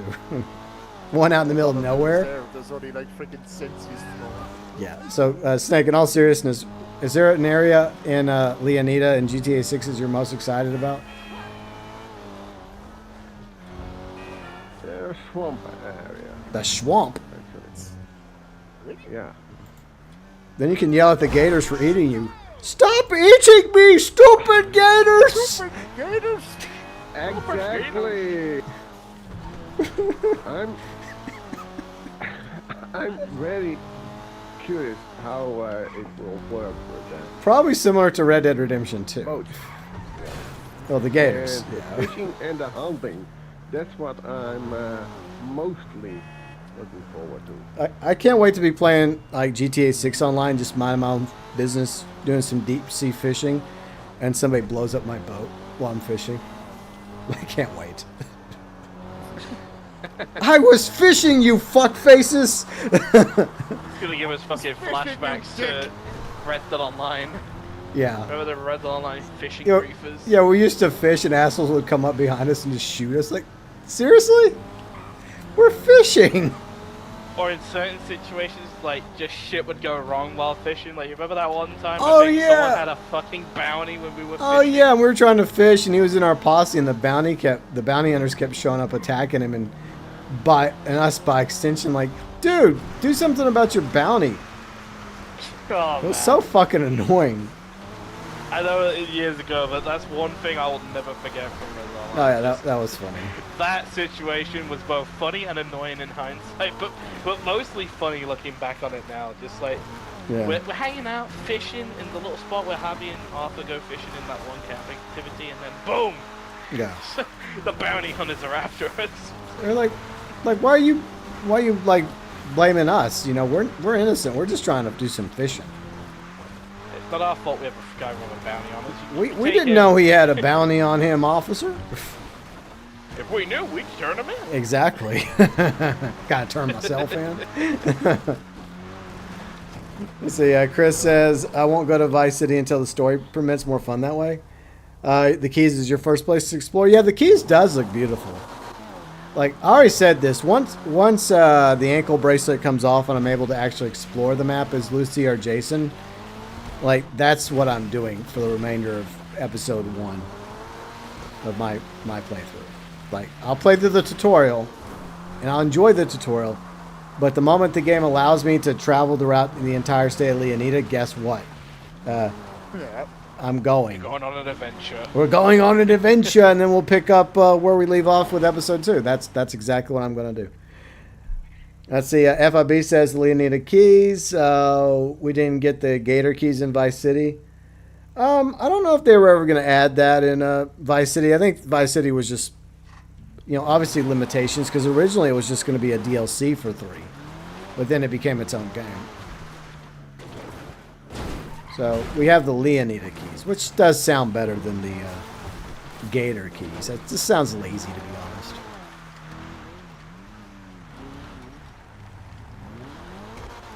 But at the end of the day, I'm also excited for GTA 6, just like everyone else is. Can't wait to explore that world. Hopefully, we'll be able to in a year from now, hopefully. Right, Rockstar? I wonder if we're going to be able to play the game early for those of us that buy the Ultimate Edition. I wonder if they're going to do that. God, I hope so. Yeah, because I'm going to buy the Ultimate Edition anyways, probably. So, hell yeah. I get to play it a few days or a week early? Hell yeah. Yes, sir. And if people complain, I'm like, well, you've had a whole year to save up some nickels and dimes. Okay? Yeah, buddy. Well, it's cold. Yeah, exactly. Boo! It's something my grandfather taught me. If you really want something, save up for it. Does that mean you have Play to... a sad song in the world's smallest violin. Does that mean you have to make some sacrifices here and there? So, certain luxury items you can't enjoy for a period of time? Okay. That's how it was back in my grandfather's day. You wanted something, you had to save up for it. And that's what he taught me. Yeah, that's what I learned at a very early age. If you want something, you have to save. Yeah. Or go further into credit card debt, your choice. But I'd rather just save up.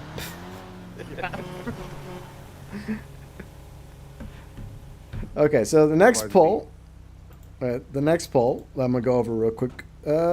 Was just yesterday. Okay, besides GTA 6, because obviously it's not coming out in 2025.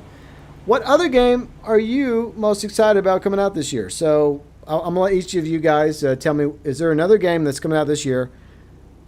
Or let's just back up for a second, because obviously GTA 6 is not coming out this year. I know it's a newsflash, but what game in 2025 are you excited about? If there is a game, let me know, guys. Anything? Ghost of Yotei. Ghost of Yotei. Okay, so. One vote for Ghost of Yotei. Are we allowed multiple or just one? Oh, I'll allow you to have 2. If you have trouble picking between 2, you can pick 2. In the poll, obviously, people couldn't do that, but I'll let you guys. Okay. Well, I'm gonna say Mind's Eye and Mafia: The Old Country. Okay. Those are my picks. So, Snake, is there any game that's coming out this year that you're excited about?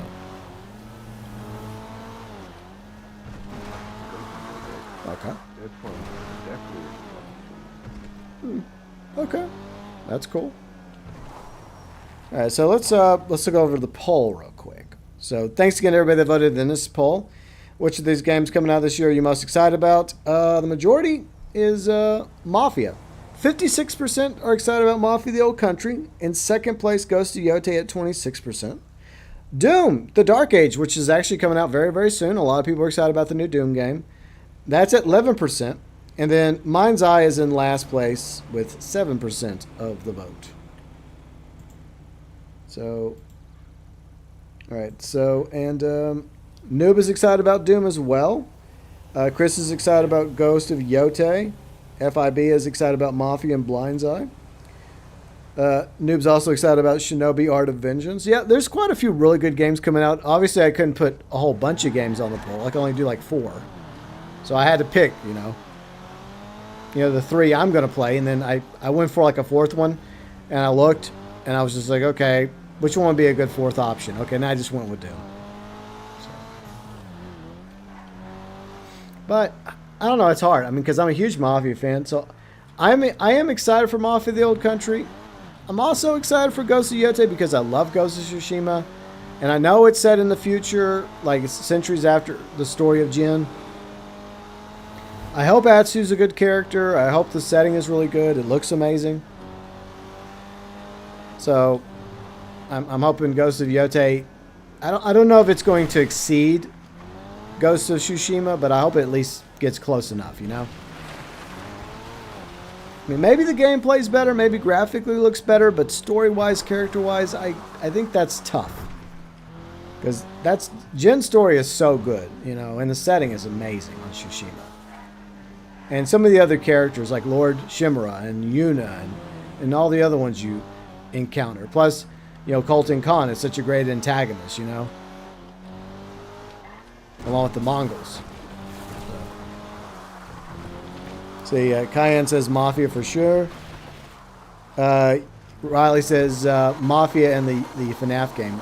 And, of course, we do know that, and I know Kane's excited about this, just like Riley. It's official, like the FNAF chapter for Dead by Daylight is coming this June. And they revealed the killer. Springtrap. Yep. That's right.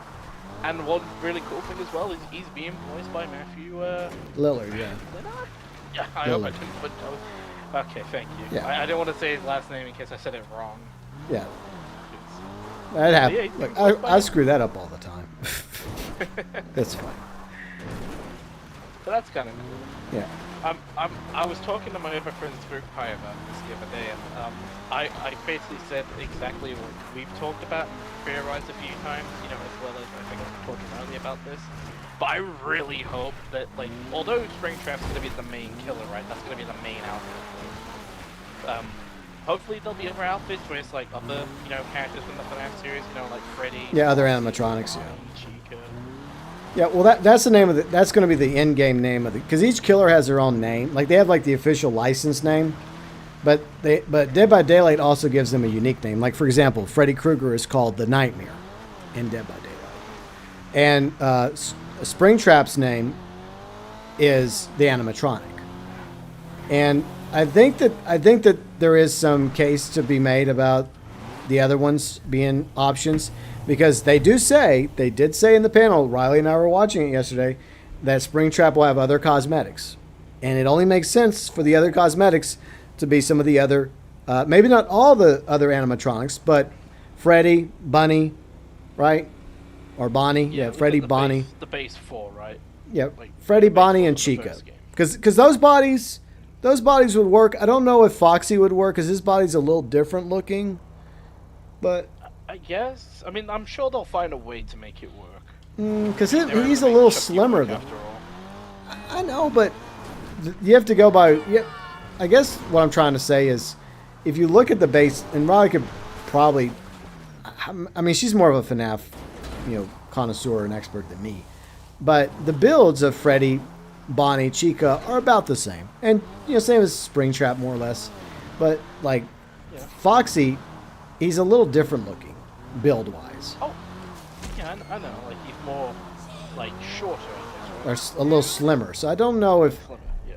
And, I mean, it'd be cool if they allow you to be the Fox animatronic as well, but I think the main 3 of those, besides Springtrap, that people want is a version of Freddy, maybe even a golden Freddy, and, Chica and Bonnie. So, That would not surprise me. That that they just explain it, that the entity allows Springtrap to take possession of the other animatronics as well. So I'm sure that Phil Kaufman's probably aware of that, and it's like, okay, well, I'll allow it in the realm of the entity, because the entity can do all sorts of things.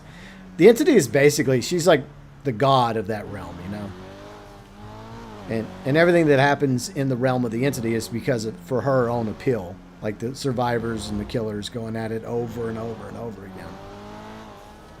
But I was impressed with how they handled Chucky. I think that was very clever. It's basically the ghost of Charles Lee Ray that's carrying you. Yeah, I thought, like, props. Well done, Dead by Daylight team. And yes, Riley, I'll eventually play as Chucky. I know I bought him when he came out. I still haven't played as Chucky because I haven't really bothered to actually get back into Dead by Daylight. But, look, Brad Dourif voices Chucky, and he did a great job voicing Chucky in the movies and the TV show and in Dead by Daylight. So I was like, yeah, you know what? If I ever get back in the mood for Dead by Daylight, I definitely want to have Chucky. Sinister, what's up, Sinister? How's it going? I hope you're doing well. See, Ghost of Yote seems to be a revenge story like Kill Bill. Yeah, I think that's what they're doing. Like, her family gets slaughtered. Oh, Gesundheit. Man, some of that got on me. Ah, gross. But you all right there, Snake? Yeah. Bless you. Damn, man. That was a very strong sneeze episode. Riley. Yeah, I was trying to keep it in. That's good. Riley just gave me a bra. Oh, I just saw that. I mean, like, speaking of, like, DVD, I mean, like, do you think you'll be getting back into it when the FNAF stuff comes? We'll see. I mean, it depends. Like, I mean, it is June, so Mind's Eye's coming in June, so I'll probably be playing a lot of Mind's Eye. I'm hoping I wrap up the main story of, like, Oblivion Remastered this month. That's my plan, to wrap it up. And I'm also kind of interested in another little game called The Precinct, so I might just record that as a Let's Play and just post. Oh, like with Jedi Survivor? Yeah, I think I'm going to do that. Just to have something extra to put on the channel. So. But we'll see, because I know there's not going to be a Survivor. I know some people were complaining there wasn't going to be a Survivor, but let's be honest. The majority of FNAF fans just want to be Springtrap, and they just want to run around. Are one of the other animatronics, and hopefully you'll be able to purchase the other animatronics at Springtrap. But, that's what most of them want. Obviously there's going to be the pizzeria, so that looks promising from the screenshots. But I'm sure there'll be other things. Maybe they'll have like cosmetic, like maybe like some cosmetics for the survivors, right? That you can get, like Freddy Fazbear T-shirts and stuff. Yeah. Or maybe one can dress up like a security guard, right? Yeah, that'd be cool. Yeah. Yeah. They'll probably, just like with the Witcher cosmetics that they're also going to be bringing out, it's probably the same thing. Like, they'll have a variety of, like, clothing, cosmetics that certain survivors can purchase. But most of it's going to be all about the killer. She wants a Roxanne Wolf skin. Of course you do. A woman of culture, I see you there, Riley. Yeah. I don't know. I feel like, I don't know why, but I feel like what's happened with Security Breach and what the VR mode and the new FNAF game that's coming out, I feel like it's like a new FNAF universe, right? Like similar to GTA. Like, they're kind of connected, but they're also in separate universes, like from 3D to HD. And that's how I feel about the animatronics in the Security Breach universe. And I doubt we're going to, at least at launch. Maybe in the future they'll add like the Pizzaplex version of the animatronics. But I don't think they're going to do that right away. But I gotta quickly disprove that like different universe thing you just said. Okay. Quick. With Security Breach, it connects to another game called Help Wanted, where in that same game. Yeah, but that's the VR. Yeah, I know they're connected, and it's connected. The VR game is also connected to the old time. Okay.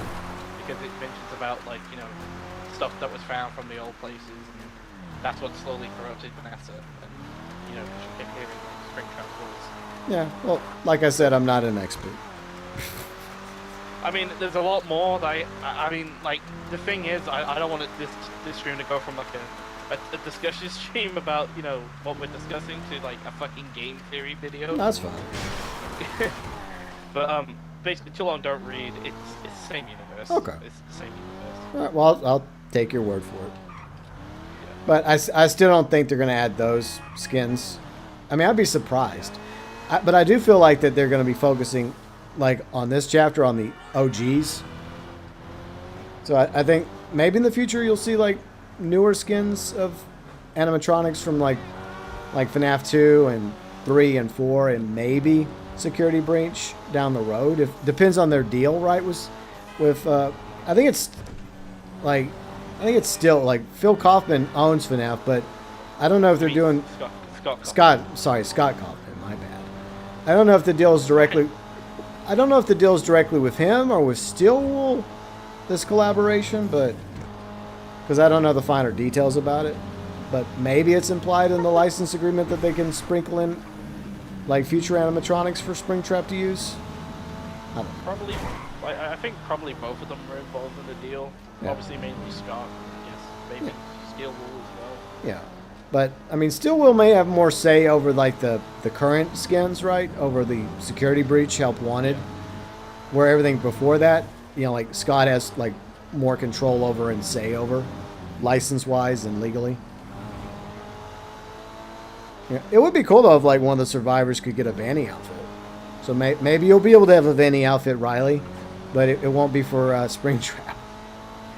It's just one of the survivors will be able to hop around as Vanessa, our version of Vanessa.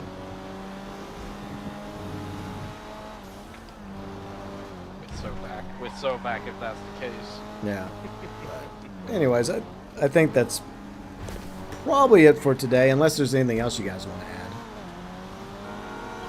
Nah, I think at least I've said everything I want to All right. say. I don't know about the other two. All right. Yuji, is there anything else you'd like to add before we wrap up? Well, I was usually going to say, like, when it comes to FNAF, I've never played any of the FNAF games. Personally, not really my favorite, but I hope people enjoy it. Yeah, me too. I hope it's a good chapter. I know this is something that a lot of, like, FNAF Dead by Daylight fans have been wanting for a long time. And I think the pressure is on Behavior to cook. Hopefully they don't disappoint. Because I know that this could be like... And they've had some pretty big chapters over the years, but this could be one of the biggest chapters they've had. If they get it wrong, then oof, not good. Oh. Yeah. But I hope they get it right. And it looks like, from what we saw at PAX East yesterday, it does look like they're pretty aware of what the FNAF fans want, right? And how to make it work in Dead by Daylight. Is there any final thoughts you want to bring up, Snake, before we give everybody a chance to promote their channels and call it a day? Like UG, I'm not a FNAF player. Not my thing. Oh, you don't want to be jump scared, Snake? Why not? Jump scares don't scare me. They just bore me. Oh, really? Wow. I'm just not something for horror and jump scares. Okay. All right. So, anyways, all right. So, since we're wrapping up as usual, I'd like to give everybody a chance to promote their channel. So, Kane, what's going on with you? Well, I've actually got a lot of stuff happening. Hopefully next week. I mean, people may have noticed I've been taking a little bit of time away from streaming. You know, I've just been busy with personal stuff, but that is what it is. But next week, hopefully on Monday, I should be streaming. I'm gonna do some BO6 with one of my friends. We're gonna probably do one of the main quests. And then next week as well, I will be starting a brand new Let's Play. The Let's Plays are finally returning after so long. Awesome. After that long hiatus. And we've been talking about GTA 6. There's only one way you gotta celebrate GTA 6. That's by going and replaying Vice City. So yeah, I'll be starting a Let's Play on Vice City next week. And depending on how that Let's Plays go, I might also do the other Definitive Edition games or original trilogy games, you know, give them their proper title. Cool. You know, going in chronological order, you know, Vice City, San Andreas, and then ending with 3. You know, well, of course it depends on how it goes, of course. But I'm pretty much looking forward to it, and I hope people enjoy it as well when it releases. Well, when I do stream them. Yeah. So yeah, that's basically what's happening on my channel. Awesome. Interested. Very cool. Yuji, what are you up to? Well, I know I have another busy work week. Hooray. But usually, like I've stated before, like Tuesdays are like the only like free day I have. So I will do a stream on Tuesday. I just don't know what I'm going to stream yet, but I'll stream something. But now that Kane has actually mentioned GTA Vice City, eventually, probably in the next week or two, I am going to start my Let's Play on Vice City stories, seeing as though we're on the road to GTA 6. He's doing Vice City. I'm going to do Vice City stories. Very There cool. you go. Awesome. Kind of to quote George Lucas, you know, it kind of blends together. You know, it rhymes. It's like poetry. Exactly. So there you go. Nice. Yeah, I was surprised when you were streaming DuckTales the other day. I was like, whoa, that takes me back. Yeah, I'm just going to say that, like, I've actually made a video that I actually did manage to finish the final level. In my defense, I was kind of getting Congrats. off and a little bothered, but that last level was a bitch. Oh, yeah. I could tell, like, I tuned in at, like, just as you were wrapping up, and I could tell you looked very frustrated. Yeah. Yeah, but I'm not No, going to but- have a shit. I'm not going to end up having a shit fit like someone else in Yeah. this call right now. But I can keep it Yeah, together. I'll say something. When you were about to start talking about the theme, I was about like, oh, we're going. We're going. Don't you dare trash the DuckTales theme. I'm just going to say this. Like, y'all deny it all you like. Once you hear it, Hey, it's stuck in your Hey, head. there's some things I'm okay with having stuck in my head, okay? That's one of them. But when you hear it, you're just like, oh, God, it's back. Hey, it's all good, though. There's some things that are welcome upstairs, and there's other things that want to kick the fuck out. Okay, DuckTales. fine. But yeah, I remember playing that when I was a kid because I loved the series. I loved the original DuckTales when I was a kid. I think I rented it. I know this time when we had rentals. Crazy, I know. Oh, yeah. Oh man. So I don't think I owned it, but I do remember renting it. I think on my Super Nintendo, not the version you played, but the Super Nintendo version. But yeah, it gets really hard, and I don't even know if I ever beat it. But I did enjoy playing it back in the day. But I do Good know, times. like, my friend Cadigan, like, he played the original DuckTales, and yeah, he said that game is insanely difficult. yeah, it is. But God, it's so good back then. But yeah, the remaster look good too because I do like the fact that it looks more like the TV show, you know, graphically, you know. But I actually, like, was really surprised I was able to, like, find it for a reasonable price. yeah, that's cool. Very cool. Because because I looked it up, like, on eBay just for interest. Some people were looking for nearly 300 for it, and I'm like, Ow. yeah, fuck off. 300. 300, Screw like, for that. DuckTales Remastered, and I'm like, I go to CEX and I find it for €55. Wow. It's a win-win. For one, CVX wasn't ripping off somebody like they were with the PS5s and Xbox Series. Oh, God, I remember that. They were jacking up the prices. I remember that. I mean, we don't have CEX here, but you guys kept bitching about it. So it's like branded in my head. When I think of CEX, that's what I think of. Yeah, because, like, I remember Ken and I were talking about it. This was before we got our PS5s. Yeah. And Oh, yeah. Kane told me, like, the price of his. And I passed it the following day, and I went in and I just saw the price, and it was like 850 quid. And I'm like, looking at the poor cashier, and I'm like, are you fucking serious? Yeah. Unfortunately, the Kinda cashier feel doesn't sorry have for the much poor say there. bastard. Yeah, that's not their decision, sadly. Right. And so I went to GameStop when GameStop was still open here, and they had, I think it was like 2 or 3 PS5s, and I just asked him how much it was, and he was like, it was like 400 and something. Hold on to one for me. I'll be back tomorrow morning. Yeah, it's crazy. Arrived the following morning, just handed him the money. Here's your PS5. All right, thanks, bye. It's so funny because I was bored the other day and I was just looking at prices. I guess because the whole tariff nonsense, and I was just looking on Amazon, and it's like, hey, if you order one, you can get it here by tomorrow. I'm like, wow. Sure. It's like, it's amazing how we've gone from people like scalping them, right? Just buying them all, do bots, and then selling them on eBay yeah, I for ridiculous remember that. prices. To now, if you want one, just order one online. You'll get it tomorrow. Or it's like some people, like, I do feel sorry for. Like, you'd see, like, the price for a quote-unquote PS5. Yeah. And they don't read, like, the description, like, at the very Oh, bottom. I remember and they that. buy it, and all they get is a photo of it. Mm-hmm. Poor bastards. That was funny. Oh, I'm sorry, but if you're the type of person to do that to another person, you are a piece of shit. It is, but every sense of the word. it's also a lesson you have when you're buying something online, especially on eBay.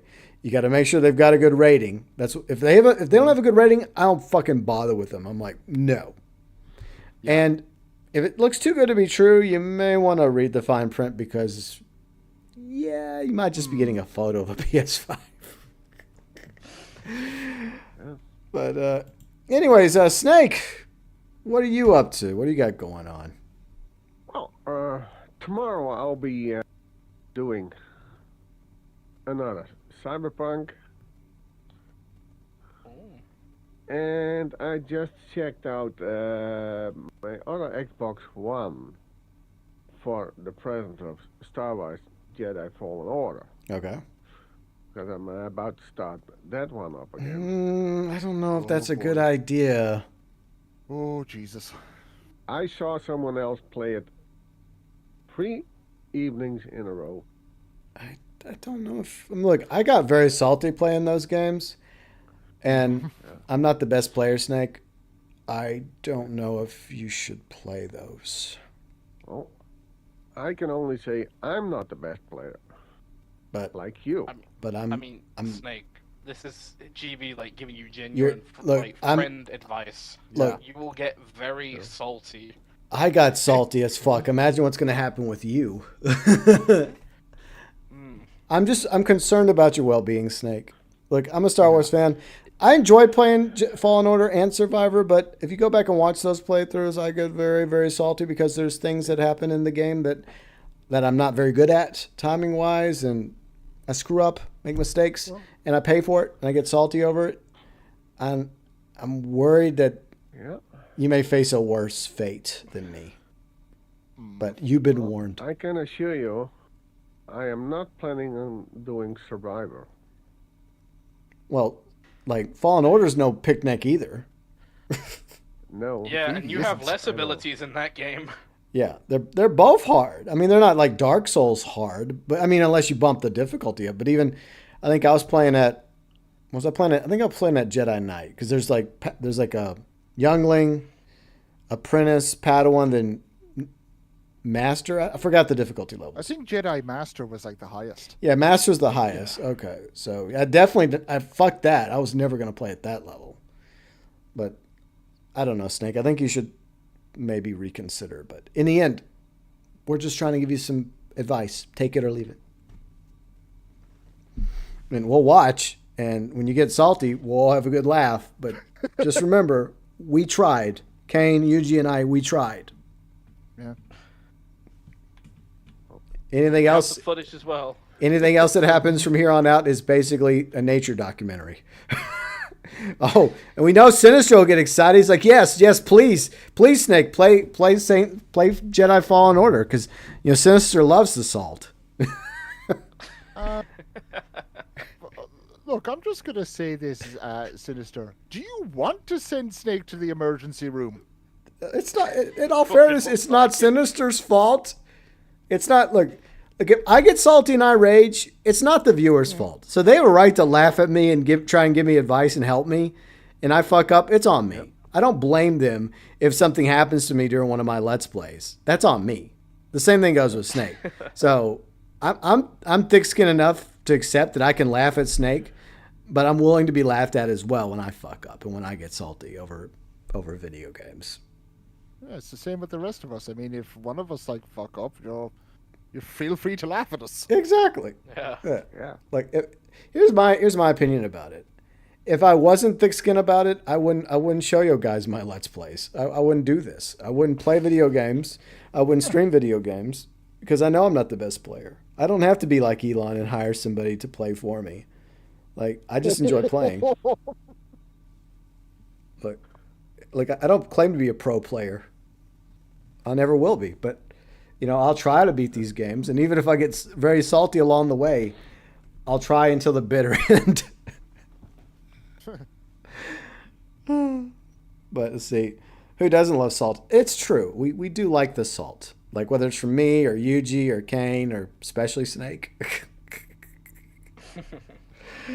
You get different flavors of salt from each of us.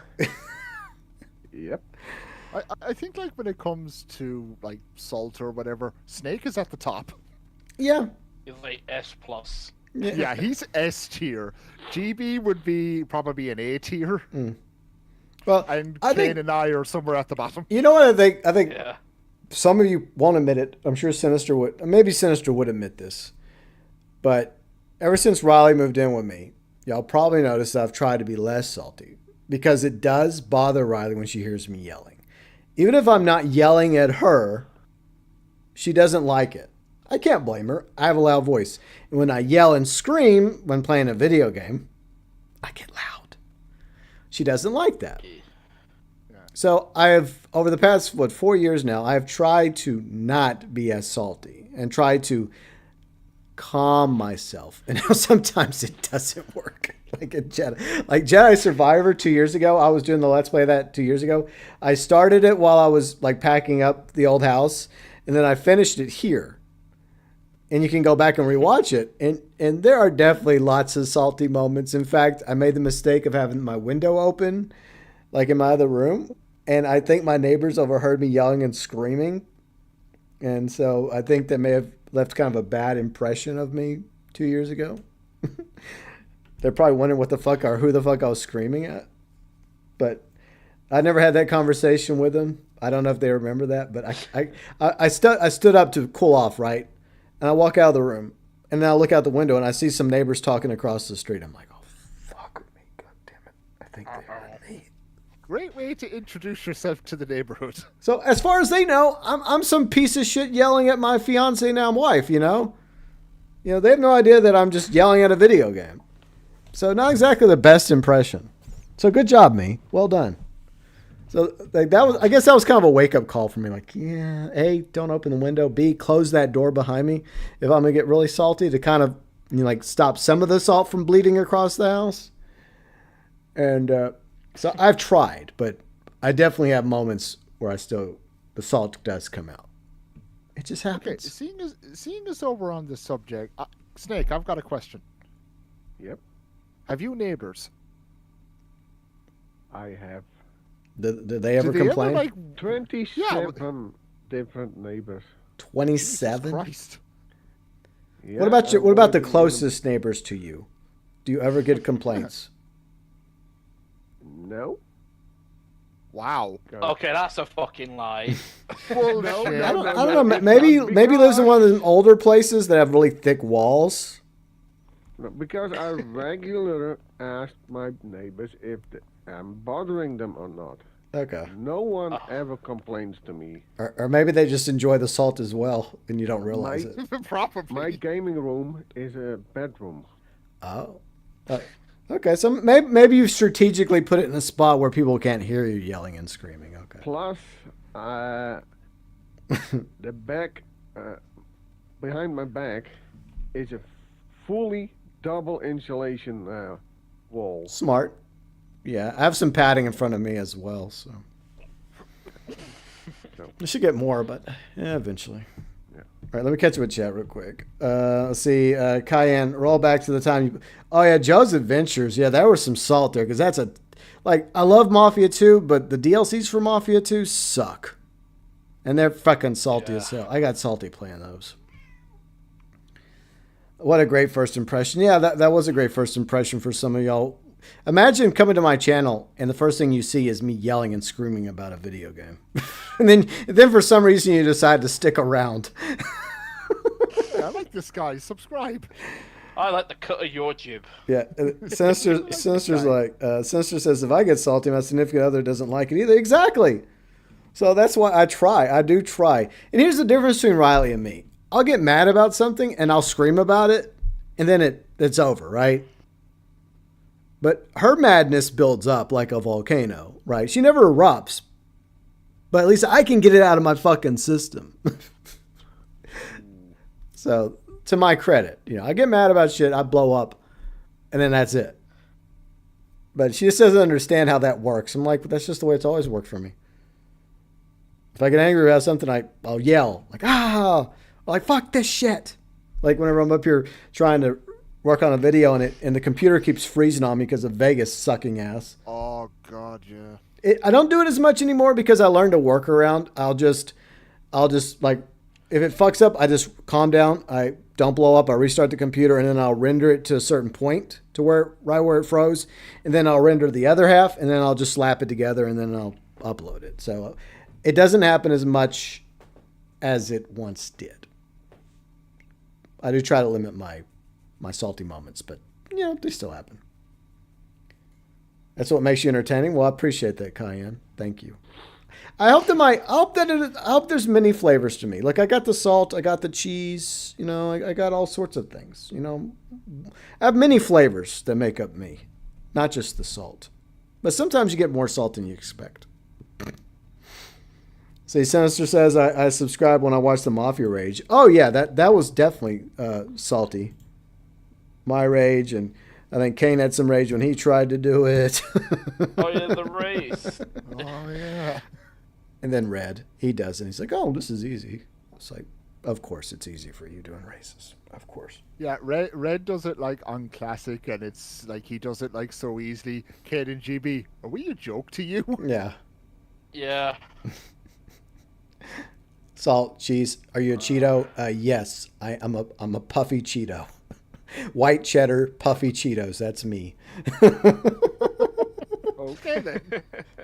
After 4 years, finally, Riley knows the truth. Don't be too surprised if she just calls you Cheeto from now on. Oh, she has plenty of colorful names for me. I don't know why. But Okay then. Cayenne says, sentence made me laugh when you said Mafia 2 review. You get scored an ass rating.